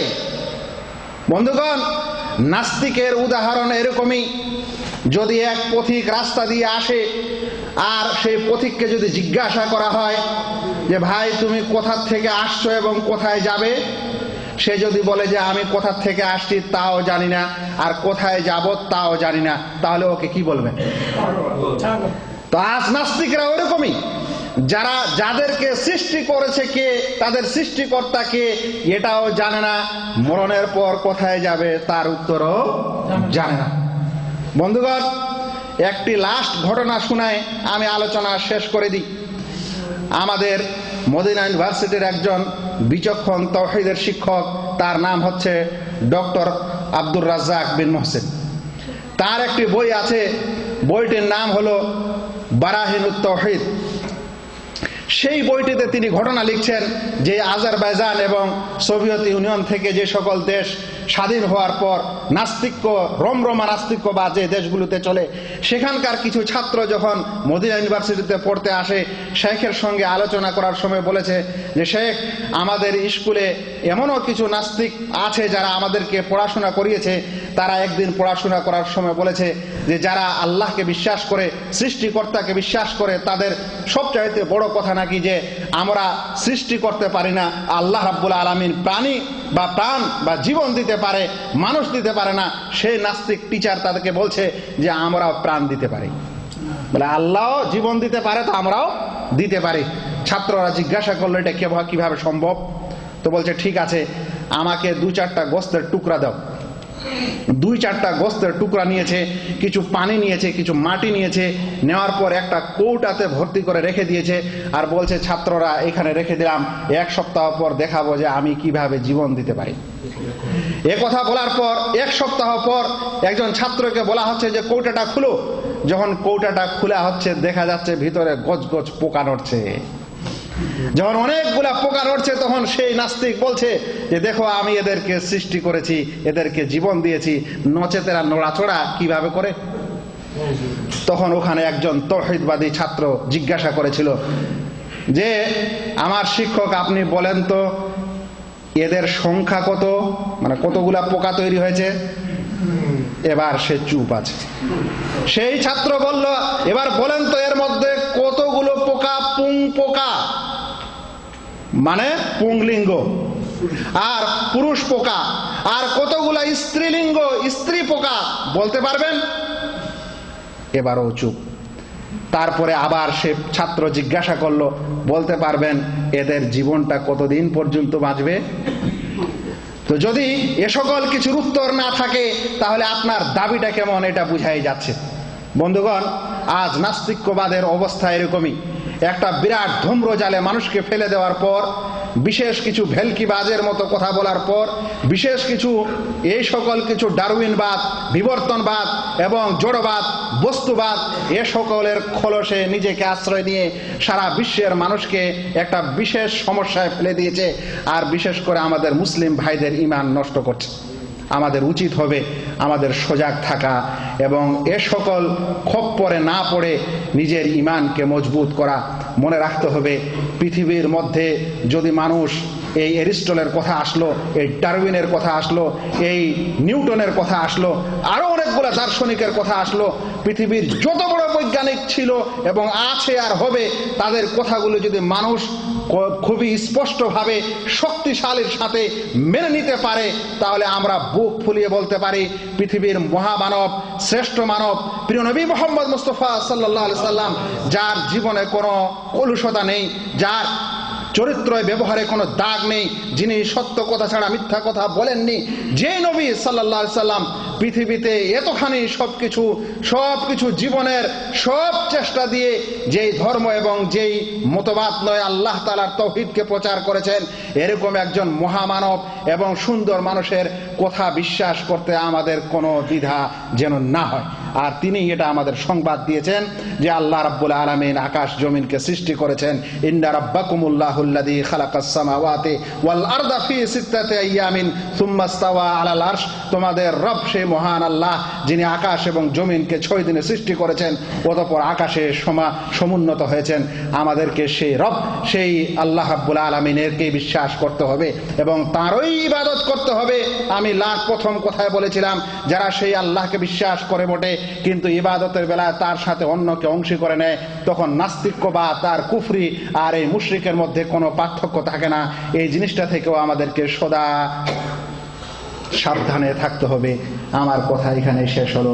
আল্লাহ রাব্বুল আলামিন যেন আমাদের সকল ভাইকে ইসলামকে বুঝার এবং এই আকীদায়ে তাওহীদকে বুঝার আর এই আকীদায়ে তাওহীদের বিপরীত থেকে সাবধান থাকার তৌফিক দান করেন। আমিন।